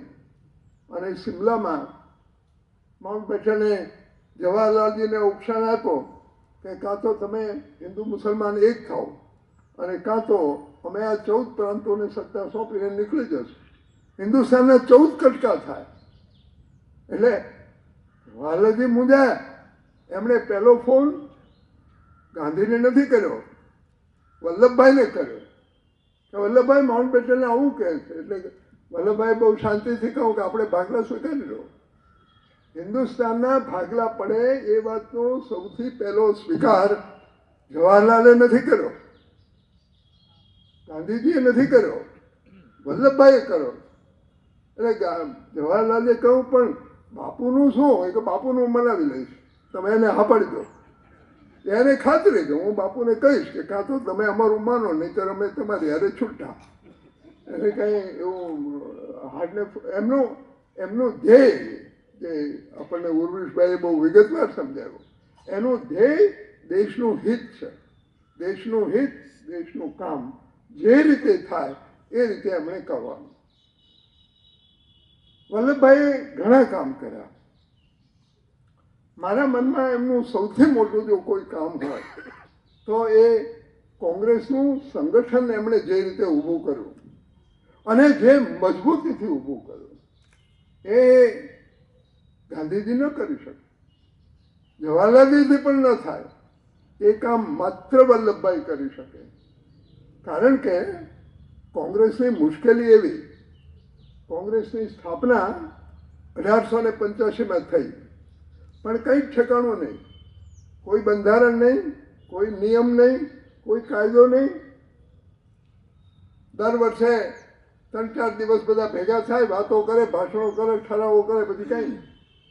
ગાંધીજીએ 1919માં અહીંયા ત્યારે એમણે કહ્યું કે કોંગ્રેસે તો આખું વર્ષ કામ કરવું જોઈએ. હવે આખું વર્ષ કામ કરવા માટે બંધારણ જોઈએ. ગાંધીએ 1922માં પહેલી વખત કોંગ્રેસનું બંધારણ કર્યું. કોંગ્રેસમાં કેવી રીતે સભ્યો થાય, જુદા જુદા જિલ્લાની જુદા જુદા સ્તરના સંગઠનો કેવી રીતે થાય અને આખા દેશનું કામ કેવી રીતે થાય. એમણે, તમને બહુ નવાઈ લાગશે ઉર્વિશભાઈ, પણ ગાંધીએ કોંગ્રેસનું જે બંધારણ ઘડ્યું એ સામ્યવાદીઓના ડેમોક્રેટિક સેન્ટ્રલિઝમના સિદ્ધાંતને આધારે કર્યું. એ વાતમાં હું જઉં નહીં, કારણ કે બહુ ગૂંચવણાવાળી વાત. અને નવાઈની વાત એવી છે જે ઉર્વિશભાઈએ વારંવાર ઉલ્લેખ કર્યો છે. એનું એક કારણ છે કે આ દેશમાં ગાંધીજીના કોઈ સૌથી મોટા દુશ્મન હોય તો એ સામ્યવાદીઓ છે. કારણ કે 1919 એમની સામ્યવાદીઓ બધા રશિયા તરફી માણસો, રશિયાથી પ્રભાવિત થયેલા માણસો, અને એટલા બધા પ્રભાવિત થયેલા કે એમણે એમનું ભેજું પણ રશિયામાં ગીરવી મૂકેલું. એટલે એ રશિયામાં 1929માં એમણે એક એન્સાઇક્લોપીડિયા પબ્લિશ કરી અને એમાં એવું લખ્યું કે ગાંધી એ અંગ્રેજ સરકારનો ખાંધિયો છે. એ હિન્દુસ્તાનની આઝાદીની લડતને અટકાવી રહ્યો છે. એ અહિંસાનું નામ પાડી અને લોકોને બળવો કરતા અટકાવે છે. માટે ગાંધી એ હિન્દુસ્તાનનો સૌથી મોટો દુશ્મન છે. આવું એમણે લખ્યું. હવે લખવાનું તો ઉર્વિશભાઈ પણ જાણે ને હું પણ જાણું કે આપણે જે ફાવે લખીએ. લોકોને વાંચવું હોય વાંચે, ન વાંચવું હોય કાંઈ નહીં, પણ આપણે તો લખીએ કે નહીં. એટલે એમણે લખ્યું અને સામ્યવાદીઓએ એ પકડીને રાખ્યું કે ગાંધી એ હિન્દુસ્તાનનો દુશ્મન છે. હવે આ સામ્યવાદી વિચારસરણીની જે છાપ એ સમાજવાદીઓ ઉપર પણ ખરી અને થોડે ઘણે અંશે જવાહરલાલજી ઉપર પણ ખરી. કારણ કે જવાહરલાલજી રશિયાના બહુ જ મોટા પ્રશંસક, એ આંધળો માણસ નહીં, એની ગાંધી ભક્તિ ચોખ્ખી, પણ સમાજવાદ પ્રત્યેનું જવાહરલાલજીનું આકર્ષણ તો જગ્યા છે. એટલે જવાહરલાલજી બંને બાજુ ખેંચાય, ગાંધી ભક્તિ પણ ખરી અને સમાજવાદના વિચાર પ્રમાણે ગાંધી હિન્દુસ્તાનનો શત્રુ છે એ વાત પણ ખરી. સરદારને આવું કંઈ વળગણ નહીં. જેમ ભાઈએ કહ્યું કે એને તો પોતાના કામ જોડે કામ, એટલે એના મનમાં કોઈ દ્વિધા નહીં. એટલે સમાજવાદીઓ વલ્લભભાઈને પોતાનો સૌથી મોટો દુશ્મન ગણે, અને તે એટલી હદ સુધી કે જયપ્રકાશ નારાયણ જેવા સંનિષ્ઠ માણસે પણ સરદારને મૂડીવાદી કહેવામાં આંચકો નથી ખાધો. સરદારને જડસુ કહેવામાં પણ સમાજવાદીઓ અટક્યા નથી. ઘણા વર્ષ પછી જયપ્રકાશ નારાયણે મુંબઈની એક સભામાં પોતાનો એકરાર કરેલો કે મને અફસોસ છે કે અમે વલ્લભભાઈને કોઈ દિવસ સમજી શક્યા નહીં. કારણ કે વલ્લભભાઈને એક જ ખ્યાલ, જે કામ કરવા જેવું છે અત્યારે કરવા જેવું છે, અત્યારે કહો. કાલની વાત નહીં, પરમદાડાની વાત નહીં, કોઈ આદર્શની. ગાંધીએ આપેલો કોંગ્રેસ સંગઠનનો મંત્ર એ પૂરેપૂરી રીતે કેવી રીતે અમલમાં મૂકી શકાય એને માટે વલ્લભભાઈએ પોતાની આખી જિંદગી ખર્ચી કાઢી. વલ્લભભાઈને બીમારી જૂની, પણ કોંગ્રેસ સંગઠનના કાર્યમાં સતત મુસાફરી કરવાને કારણે એમની તબિયત ઘણી વધારે ખરાબ થઈ, છતાં એને કોઈ દાડો દરકાર રાખી નથી. અને એક આપણે પ્રસંગ કહું, ગાંધી છે એને તો ઘણી બધી વાતમાં રસ. ગાંધી દરેક વાતમાં ડાફોરિયા મારે. ગાંધી કોઈ ચીજને અડે નહીં એવું ન બને, એટલે એમણે એક ગૌ સેવા સંઘ સ્થાપેલો. ગૌ સેવા સંઘની કારોબારીમાં ગાંધી વલ્લભભાઈ બધા ગાંધીજી એક ઠરાવ મૂક્યો કે ગૌ સેવા સંઘની કારોબારીના સભાસદોએ ગાયના દૂધ સિવાય બીજા કોઈ દૂધનો ઉપયોગ કરવો નહીં. એટલે બધા માણસો હતા, એમણે બરાબર છે બાપુ, બરાબર છે, પણ વલ્લભભાઈ કંઈ બોલ્યા નહીં. એટલે ગાંધીએ એને પૂછ્યું, કેમ વલ્લભભાઈ તમે કંઈ બોલતા નથી? કે બાપુ હું શું બોલું, તમે જો આ ઠરાવ પસાર કરો તો મારે દૂધ બંધ કરવાનું. કે ના ના, દૂધ બંધ નહીં કરવાનું, ગાયનું દૂધ. એ કે બાપુ તમે અહીંયા આશ્રમમાં બેઠા છો, આ દૂધ ગાયનું છે કે ભેંસનું છે કે બકરીનું છે એ બધું તમે કહી શકો. હું આખા હિન્દુસ્તાનમાં રખડતો હું કોને પૂછવા જાઉં કે આ ચામાં દૂધ નાખ્યું છે એ ભેંસનું છે કે ગાયનું? આપણે દૂધ બંધ. ગાંધીએ કહ્યું તમારાથી દૂધ બંધ ન થાય, તમને કોલાઇટિસ છે, એ જે હોય તે, પણ આપણે હું કંઈ દૂધ પી શકું નહીં. હું કોને પૂછવા જાઉં? કેટલા માણસોને પૂછવા જવાય? એવું કંઈ થાય નહીં. એટલે ગાંધીએ એ ઠરાવ રદ કરાવ્યો કે વલ્લભભાઈ દૂધ છોડી દેશે કોઈ રીતે નહીં ચાલે.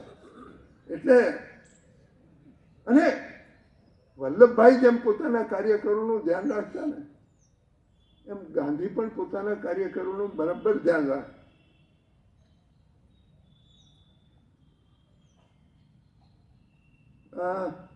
તમને ગમશે કે નહીં મને ખબર નથી, પણ ન ગમે કઈ નહીં, જે વાત હોય તો આપણે કહેવી જ પડે.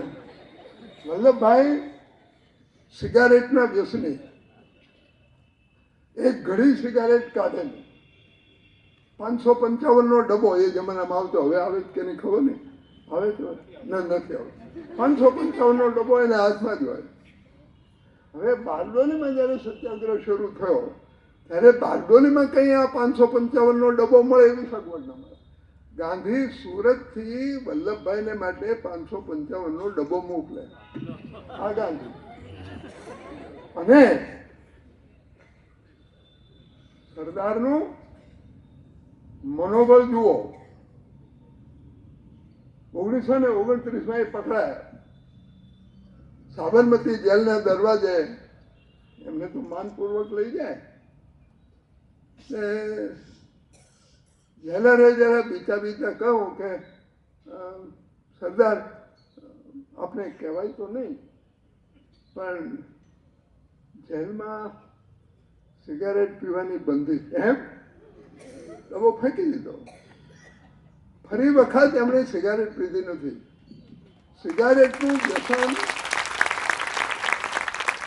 દારૂનું વ્યસન છોડી શકાય, સિગારેટનું વ્યસન નથી છૂટતું, કારણ કે સિગારેટનું નિકોટિન માણસના લોહીમાં પ્રવેશે. સિગારેટનું વ્યસન છોડે એ તો એક ક્ષણમાં વિચાર કર્યા સિવાય એમણે ફેંકી દીધો, નિયમ નહીં હોય તો નહીં. અને ફરી કોઈ, આ માણસનું કેટલું દ્રઢ મનોબળ હશે એનો આપ વિચાર કરો. સરદાર સિગારેટ પીતા એ વાત યાદ નહીં રાખો, મારે કહેવું તો પડે જ, કારણ કે એને સિગારેટ છોડી એમ મારે કહેવું હોય તો સિગારેટ પીતા હતા એમ તો મારે કહેવું જ પડે ને.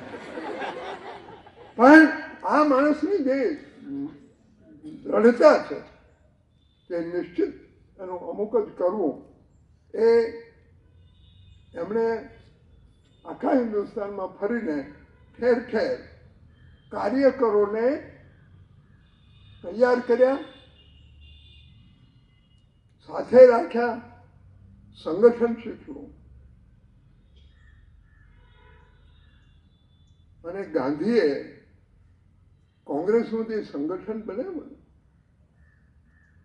એ બહુ અઘરું બનાવેલું.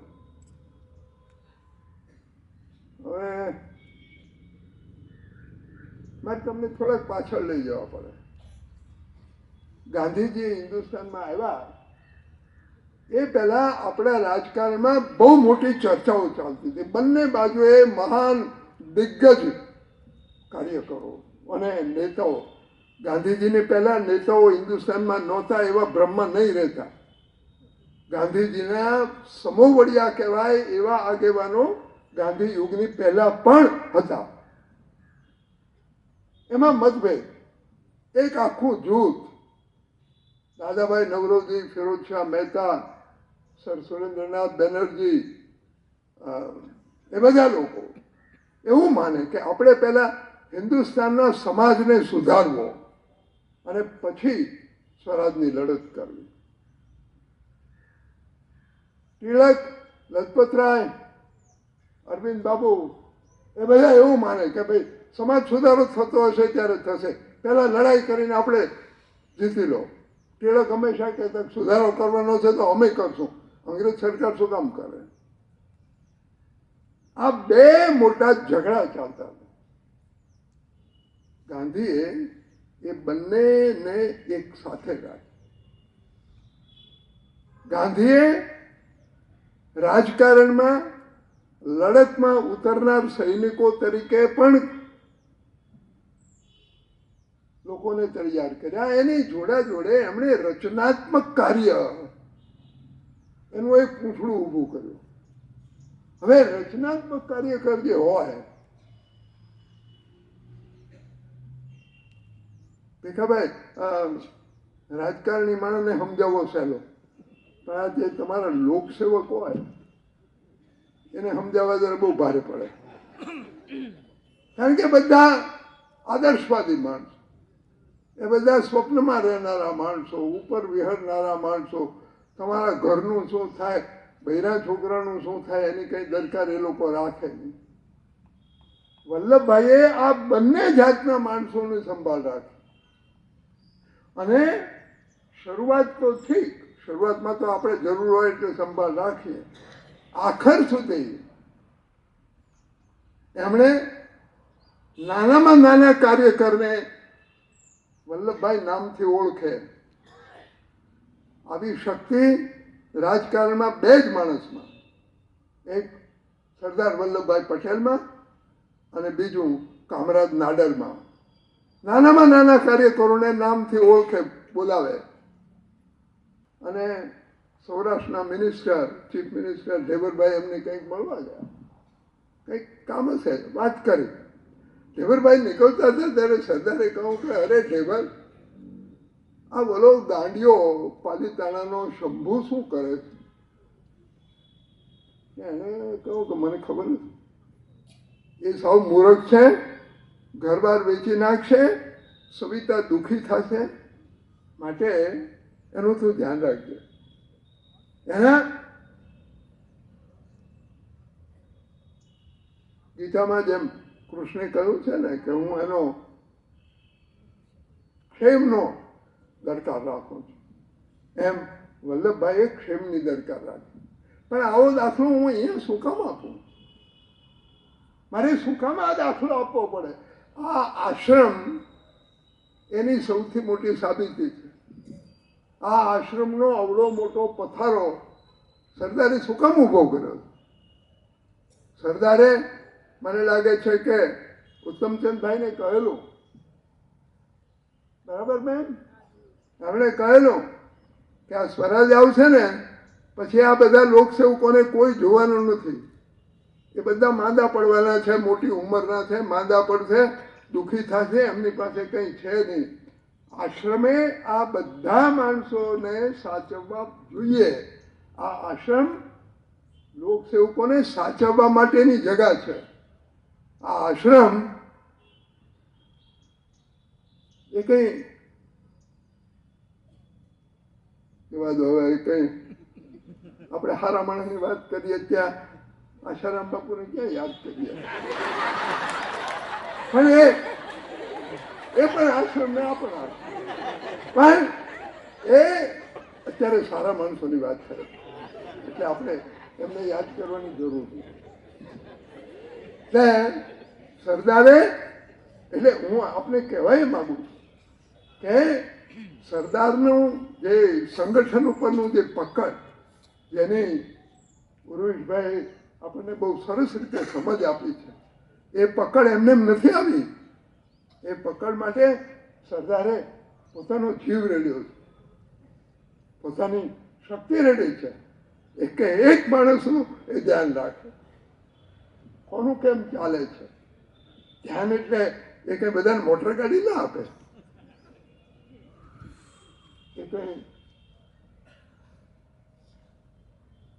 સરદારે કઈ નરેન્દ્ર મોદી નથી. એ કઈ હા એટલે ભૂલી ગયું ફરી વાર પાછું એનું નામ આવ્યું. જવા દો, આપણે હરખી વાત કરીએ. એટલે પણ સરદાર એ માણસોને, એના કુટુંબીજનોને એક પણ જાતની અગવડ ન પડે એટલી સગવડ સરદાર હંમેશા કરાવે. એનું પરિણામ એવું કે સંગઠન ઉપર સરદારની એટલી પકડ કે સરદાર જીવ્યા ત્યાં સુધી હિન્દુસ્તાનના પ્રાઇમ મિનિસ્ટર જ રહ્યા. પ્રાઇમ મિનિસ્ટર ગમે એ હોય પણ સરદારનું શબ્દ ઉથાપવાની શક્તિ કોઈનામાં નહીં, કરે નહીં. એનો આપણે એક દાખલો આપ્યો.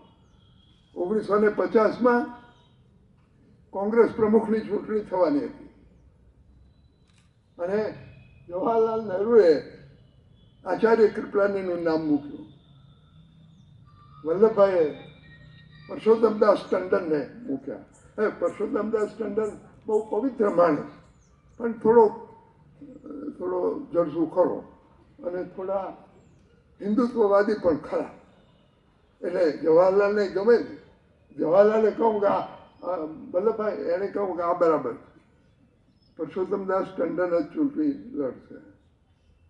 સાહેબ ચૂંટણી થઈ, પરસોત્તમદાસ ટંડન જીત્યા.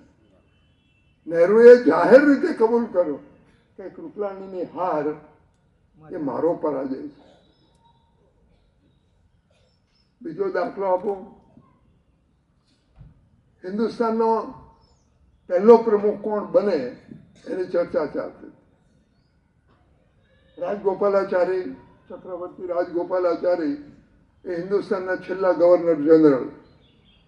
એમની બહુ જ ઈચ્છા કે પોતે પહેલા પ્રમુખ તરીકે આવે અને જવાહરલાલજીએ એ વાત મૂકી પણ ખરી કોંગ્રેસ કારોબારીમાં કે રાજગોપાલાચારી છે એમને આપણે રાખીએ.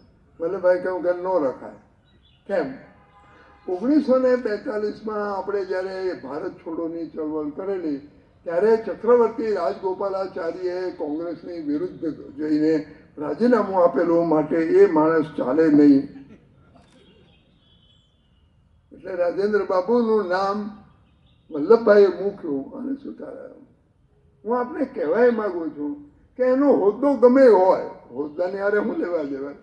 આ ભીખાભાઈ ગમે ત્યાં બેઠા હોય પણ અધ્યક્ષો ખરા કે નહીં? એ અહીંયા પહેલાં બેઠા હોય તો ચાલે ને છેલ્લા બેઠા હોય તો ભીખાભાઈ એ ભાઈ અધ્યક્ષ જરા આગળ આવો એમ આપણે કહેવું પડે ને, કહેવું જ પડે.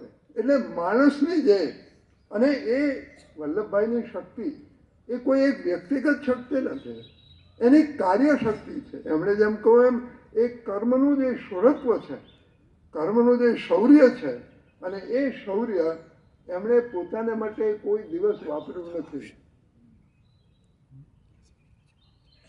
ત્યાગી તો આ બધા જ ત્યાગી. ગાંધીજીનો ત્યાગ કંઈ ઓછો નહીં કહેવાય.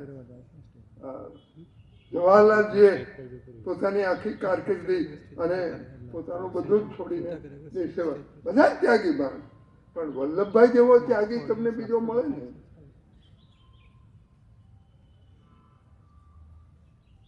ગાંધી એને બધું જ છોડ્યું, કુટુંબ જોડેનો સંબંધ છોડ્યો નથી. જવાહરલાલજીએ બધું જ છોડ્યું, કુટુંબ અને પોતાના સંતાનો જોડેનો સંબંધ એમણે ચાલુ જ રાખ્યો. વલ્લભભાઈએ છોડ્યું, બધું જ છોડ્યું.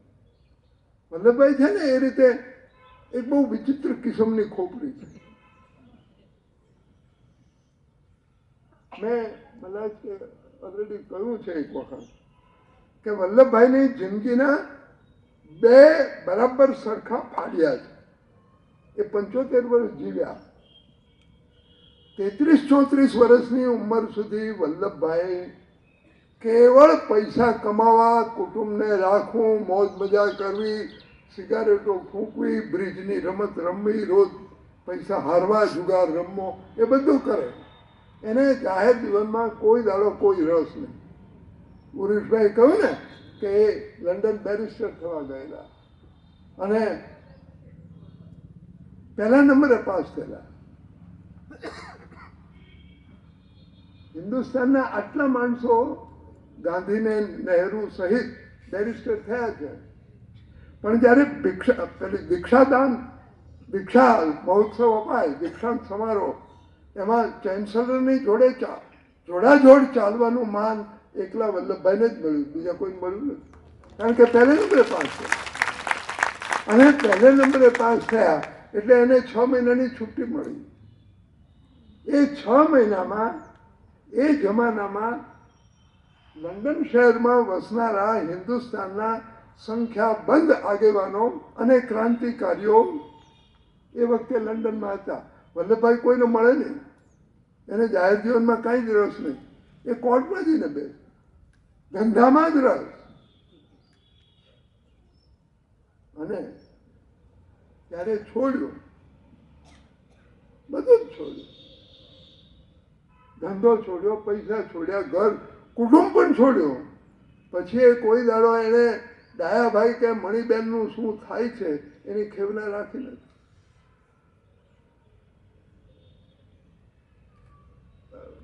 વલ્લભભાઈ અથવા સરદારનું એમને જે ફતેહ મળી, એમને જે જીત્યા, એનું કારણ એક માર્ગીલો માણસ, જેને આપણે મિલિટરી ભાષામાં સિંગલ ટ્રેક માઇન્ડ કહીએ, એ જાતનું. એ જે કરે એ બરાબર પૂરેપૂરી શક્તિ એમાં રેડીને જ કરે. અને એમણે દાખલાઓ આપ્યા કે સામો માણસ ગમે એટલી વાત કરે એ સાંભળ્યા કરે અને પછી છેલ્લે એક વાક્ય કહે, એમાં એ બધું ભૂસી નાખે. ખુશવંતસિંહે આ દાખલો નોંધ્યો છે, મેં એક વખત અહીંયા કહ્યો પણ ખરો. ખુશવંતસિંહ કહે છે કે એકવાર સરદારે મળવા બોલાવેલો અને હું કંઈક વહેલો જઈને બેઠો. સરદાર થોડાક મોડા આવ્યા અને એમની જોડે ઇન્દોરના મહારાજા આવતા. એ બંને જણા કંઈક વાત કરતાં કરતાં જતા હતા અને બારણું ખુલ્લું રહી ગયું. એટલે ઇન્દોરના મહારાજા જે કંઈ કહેતા હતા એ તો હું નહીં સમજ્યો, પણ સરદાર નીચું માથું કરી અને સાંભળતા હતા. એ કંઈક 15-20 મિનિટ ઇન્દોરના મહારાજાએ કંઈક કહ્યું. પછી એ અટક્યા એટલે વલ્લભભાઈએ માથું ઊંચું કરીને કહ્યું, યુ આર એ ડેમ્ડ લાયર. તું બિલકુલ હલકટ જુઠ્ઠાળો છે. એને બીજું કહે જ નહીં, એક જ વાક્ય બોલે. એમના આપણે કહ્યું એમ બરાબર, દેશી રજવાડાઓનું સંમેલન એ સરદારની મોટામાં મોટી સિદ્ધિ નથી. સરદારની મોટામાં મોટી સિદ્ધિ એ છે કે હિન્દુસ્તાનનું આખું તંત્ર પડી ભાંગતું છે. કારણ કે જે વરિષ્ઠ ખાતાના અમલદારો હતા એમાંથી જે અંગ્રેજો હતા એ રાજીનામું આપીને ગયા, મુસલમાનો હતા એ બધા પાકિસ્તાન ગયા. એ વખતે હિન્દુસ્તાનના વહીવટી ખાતામાં 30% માણસો બચેલા, અને એવા માણસો બચેલા કે જેમણે સત્યાગ્રહની લડતમાં સત્યાગ્રહીઓને વધારે હેરાન કરેલા. એટલે ઉરુષભાઈ કહ્યું ને કે બધાને એના માટે નફરત, આ બધા વલ્લભભાઈ કહું કે હવે જૂની વાતો જવાની.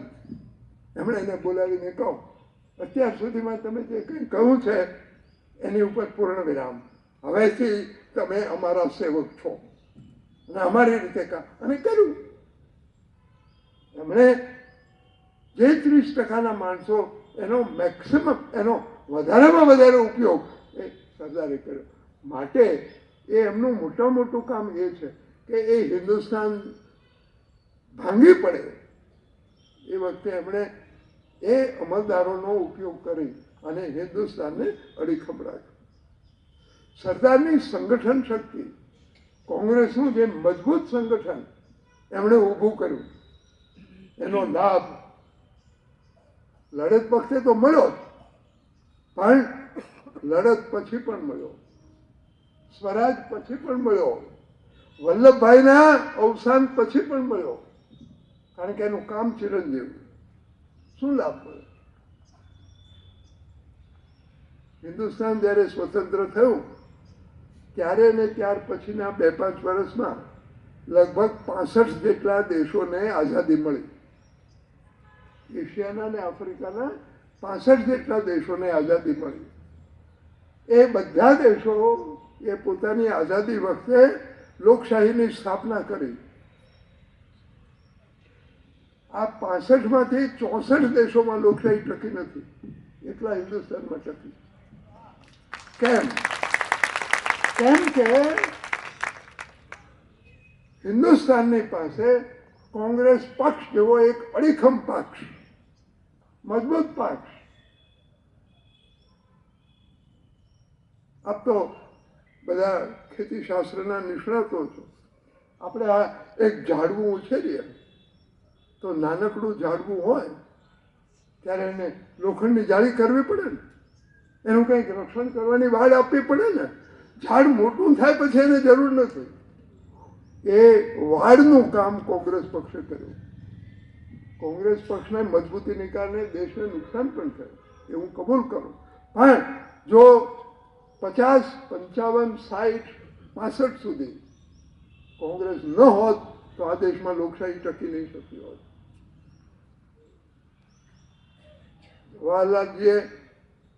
જવાહરલાલજી જેવો લોકશાહીનો પુરુષ કરતા તો કોઈ ન ગણાય, પણ જવાહરલાલજીએ પણ કેટલાક કામો લોકશાહીને ન છાજે એવા કર્યા છે. એનો પસ્તાવો પણ એમણે કર્યો. પણ એ કોંગ્રેસ પક્ષની શક્તિને અને એ શક્તિ, એ મજબૂતી સરદાર વલ્લભભાઈ પટેલનું કામ છે. અને એને કારણે કોંગ્રેસને મજબૂત કરીને એક સંગઠન, હવે એ સંગઠન વેરવિખેર થઈ ગયું. એ સંગઠન 1967માં પહેલો ખટકો પડ્યો, ઇન્દિરાબેને એના કટકા કર્યા. એ બધો એ ઇતિહાસ જવા દો, એ ઇતિહાસ બહુ સારો નથી, બહુ યાદ કરવા જેવો પણ નથી. અને આપણા દેશમાં, આપણી લોકશાહીમાં અનેક ખામીઓ છે, ખામીનો કોઈ પાર નથી. પણ આપણા દેશમાં લોકશાહી નથી એવું કોઈ ન કહી શકે. આ દેશમાં લોકશાહી નહીં ટકે એવું કહેનારા 1000 માણસો આપણી પાસે આવ્યા છે. 1956ની સાલમાં એક મોટા અમેરિકન પત્રકારે એક પુસ્તક લખેલું, India is a dangerous decade. એણે એમ કહેલું કે આ 56ની સાલ ચાલે છે, 57માં ચૂંટણી થશે પછી હિન્દુસ્તાનમાં લોકશાહી નહીં કરે. 1967ની ચૂંટણી થઈ ત્યારે લંડન ટાઈમ્સના ખબરપત્રીએ લખેલું કે હિન્દુસ્તાનમાં લોકશાહીની આ છેલ્લી ચૂંટણી છે, હવે પછી હિન્દુસ્તાનમાં લોકશાહી નહીં રહે. ચર્ચિલ સાહેબે તો 47માં જ કહેલું કે આ તમે જે લોકોને સત્તા સોંપો છો એ બધા ઘાસ ફૂસિયા માણસો છે, મેન ઓફ સ્ટ્રો એવું એણે અંગ્રેજીમાં કહ્યું. એ ઘાસ ફૂસિયા માણસ છે, એના હાથમાં લોકશાહી સલામત નહીં રહે. પણ આ બધા કાળવાણી ઉચ્ચારનારા જે લોકો છે એ બધાને હિન્દુસ્તાનની જનતાએ આજ સુધી ખોટા ઠરાવ્યા. કાલે શું થાય એની મને ખબર નથી. આપણે કંઈ જ્યોતિષ છીએ નહીં ને કાલે શું થાય આપણને કંઈ ખબર નથી. આજ સુધી હિન્દુસ્તાનમાં લોકશાહી ટકી છે, ચૂંટણીઓ થાય છે, ચૂંટણી પંચને ગાળો દેવાય, પણ હિન્દુસ્તાનમાં લોકશાહી નથી એવું તો હિન્દુસ્તાનનો શત્રુ પણ ન કહી શકે. એ કામ, એ કોંગ્રેસ સંગઠનનું કામ વલ્લભભાઈએ પોતાનો જાન અને પોતાનો જીવ અને પોતાની તબિયત રેડીને કર્યું છે. એ સંગઠનનું કામ વલ્લભભાઈએ આખી જિંદગી ચલાવ્યું અને એ સંગઠનની પકડ એમના હાથમાં એટલી બધી રહી કે જ્યારે જ્યારે ચૂંટણી કરવાની આવે ત્યારે મુખ્ય કામ વલ્લભભાઈ કરે. 1936ની ચૂંટણી, 36ની ચૂંટણીમાં 3 માણસોને પાર્લામેન્ટરી બોર્ડ બનાવેલું. એકલા વલ્લભભાઈએ જ કામ કર્યું. જવાહરલાલ નહેરુએ કહ્યું મને આ કામ ફાવે નહીં. અને લોકો કેટલીક વખત વલ્લભભાઈ ના પાડે કે આને હું ટિકિટ નહીં આપું, ગાંધી બાપુને ફરિયાદ કરવા જાય. એટલે ગાંધી કહે મને ચૂંટણીમાં કંઈ સમજ નહીં પડે, વલ્લભભાઈને પૂછ. વલ્લભભાઈ એને કહે પણ ખરા ચૂંટણીનું કંઈ પણ કામ હોય મને પૂછવું, બાપુને એમાં સમજ નહીં પડે, એ કહે પણ ખરા. અને ગાંધી પોતે કબૂલ કરે કે મને ચૂંટણીમાં ખબર નહીં પડે, મારે નથી કરવું. એનો એક દાખલો શાંતિલાલ શાહે મને આપેલો. ઉત્તર પ્રદેશના ઉમેદવારોની વરણી થવાની હતી, બધાને ટિકિટ આપવાની. રાજેન્દ્ર પ્રસાદના બહેને અરજી કરેલી ઉમેદવારની. હવે બાઈ બિલકુલ અભણ, કાંઈ બધા ગમ વગરની બાઈ. એટલે શાંતિલાલભાઈએ કહ્યું બાપુ આને, એના અંતેવાસીઓ વલ્લભભાઈને પણ બાપુ જ કહેતા, બાપુ આને એને ટિકિટ આપવી પડે, એને ટિકિટ નહીં આપો તો રાજેન્દ્ર પ્રસાદને ઊંઘવા નહીં દે, ટિકિટ આપે ને એવું પણ કહે. એવું બધું એના હાટા દોઢા આપણે જેને કહીએ ને એવું બધું કરવામાં વલ્લભભાઈ બરાબર જાણે. હું એક એ નામ યાદ કરવાની મહેનત કરું છું. એ શેર બજારનો મોટો સટોડિયો, પાછળથી એણે ટાઈમ્સ ઓફ ઇન્ડિયા ગ્રુપ ખરીદ કરી લીધો, મારવાડી છે. એની સાડીએ ટિકિટ માગેલી. એના સાડી બહુ ભણેલા, એક મોટી સ્કૂલના પ્રિન્સિપાલ, બહુ શક્તિશાળી બાઈ. એટલે સરદાર અંદર બેઠેલા, પેલી બાઈ ચિઠ્ઠી મોકલાવે, સરદારે ચિઠ્ઠી જોઈને ગાદી નીચે નાખે, બોલાવે ને. એટલે પેલા શાંતિભાઈના સેક્રેટરી એ બહાર નીકળ્યા એટલે પેલી બાઈએ કહ્યું કે બાપુને કહો ટિકિટ ના આપી કે ના આપે પણ મને સાંભળે તો ખરા. એટલે શાંતિલાલભાઈ અંદર જઈને કહું કે સરદાર એ ભાઈ છે એને સાંભળો તો ખરા. કેમ? રૂપાળી છોકરી જોઈએ એટલે મોઈ પડ્યા. આ સરદારની ભાષા. એ કેમ ટિકિટ ન અપાય? કેમ નહીં અપાય? એણે આ માણસના ચોથા લગ્ન કરાવ્યા છે. એનું ચારિત્ર સારું નથી. એ ગમે એવી હોશિયાર હોય, સાપ ગમે એટલો રૂપાળો હોય ને એને ઘરમાં ન રખાય, સમજો શાંતિલાલ? એ બધાને ઓળખે, બધાનું જાણે. એનો એક પણ નિર્ણય આપણને એમ લાગે કે ફટ દે, એ ફટ દઈને કંઈ કહેનારો માણસ જ નહીં. સાંભળ્યા જ કરે, જોયા જ કરે, બોલે જ નહીં. અને બોલે નહીં તે કેટલી હદ સુધી નહીં બોલે. આ બધા રજવાડાઓનું વિલીનીકરણ થયું પછી સોપાન આપણા મોહનલાલ આવ્યો. એ બધા બાપુને વલ્લભભાઈ પાસે હરખ કરવા ગયા. બાપુ એમ કે એ લોકો બધા રજવાડા લાંબુથીના ઠેકેદારો એમ કે આપણે બહુ કેમ એમ કે મોહનલાલ હવે મજા સંતોષ કે હા બાપુ, પણ તમે તો કોઈ વાત પેટમાં રાખો, વાત પેટમાં રાખવી જોઈએ, બહાર ન બોલાય, કામ કર્યા પછી બોલાય. આપણે જેમ કહ્યું ને એમ સરદાર બોલે નહીં, એ કરે. અને એને કારણે સરદારની છાપ એવી બીજા માણસો પણ સમજે કે આ જેટલું બોલ્યો છે એટલું એ કરવાનું છે. એટલે બોલે ત્યારથી એના જે ટીકાકારો હોય એ એનાથી ડરીને ચાલે. અને એની ભાષા પણ એવી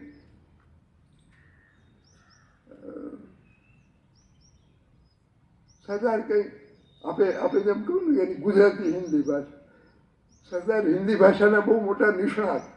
આખું વાક્ય ગુજરાતીમાં બોલીને છેલ્લે હે લગાડે, હિન્દી થઈ જાય, હિન્દી થઈ જાય બાપનું.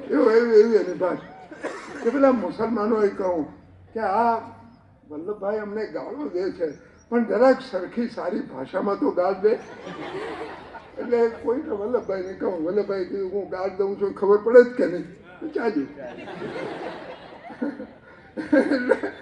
વલ્લભભાઈ બીજી કશી જ દરકાર નહીં રાખે. અને તમને જો કોઈ દિવસ તક મળે ને તો સરદારનો એક ફોટો છે જયપુરના મહારાજાની સાથે ઊભા રહીને પડાવેલો. જયપુરના મહારાજા ઠાઠમાઠ શ્વાસ બધી ગાવામાં માળા દાગીનો બધો, હાથમાં તલવાર, અને આ બાજુમાં ઊભેલો અડધું પોચિયું પહેરીને નાનકડો ખેસ નાખીને ઊભેલો માણસ. પણ સત્તા કોની છે એ બાબતમાં કોઈના મનમાં શંકા નથી. ગમે એવો ઠાઠમાઠવાળો હોય પણ નક્કી પેલો કરવાનો એ સરદાર. હવે એની તો કેટલીક વાતો કરીએ. સરદારની વાતો કોઈ દાડો ખૂટે જ નહીં. અને એટલા માટે આ સંગોષ્ઠી પણ કોઈ દાડો ખૂટવાની જ નહીં.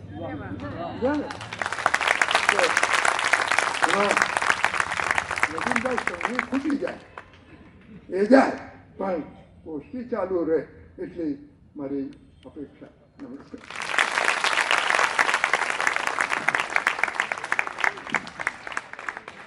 સરદાર સંગોષ્ઠીમાં આ એમનું છઠ્ઠું વક્તવ્ય છે. અને આ છઠ્ઠું વક્તવ્ય પણ આપણી સમક્ષ છઠ્ઠા સરદારને રજૂ કરે છે. ભારતની લોકશાહી એ સરદાર વલ્લભભાઈ પટેલના સંગઠન કાર્યને આભારી છે. એ કદાચ અહીં બેઠેલા એ પહેલી વાર જાણ્યું, મેં તો પહેલી વાર જાણ્યું. અને નગીનદાસ સંઘવી, નગીન બાપાને સાંભળવા એક અચૂક લાહવો છે. તમારી સમક્ષ સાધાર એક બાબતની છણાવટ કરીને 1 કલાક અને 5 મિનિટની ઉપર જઈએ. આ એમનું વક્તવ્ય છે. 98 વર્ષના નવયુવાન કોને કહેવાય? 98 વર્ષના નવયુવાન 6 વખત નવી બાબતો કઈ રીતે રજૂ કરે અને 6 વખત એક નવા જ સરદારને આપણી સમક્ષ મૂકે, એ આજે આપણે નિહાળ્યું. હવે આપણે સરદાર સંગોષ્ઠીના અંત તરફ છીએ ત્યારે આજે 15 ડિસેમ્બર અને પાછો શુક્રવાર છે.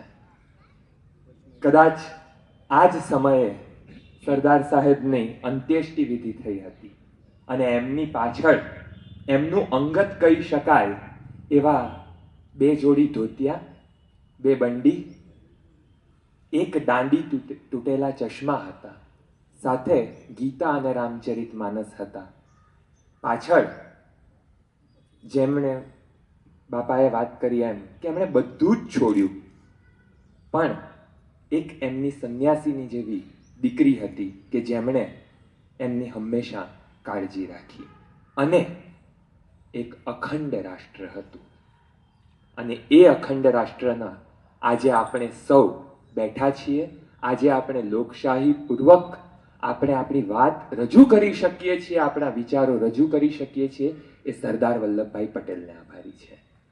તો હવે ફરી આપણે 7મી સરદાર સંગોષ્ઠીમાં મળવાના વચન સાથે સર્જિત થવા વિસર્જિત થઈશું અને આપણે નગિંદા સંઘવીની શતાબ્દી અહીં સરદાર સંગોષ્ઠીમાં ઉજવીશું એવી પ્રભુને પ્રાર્થના કરું છું.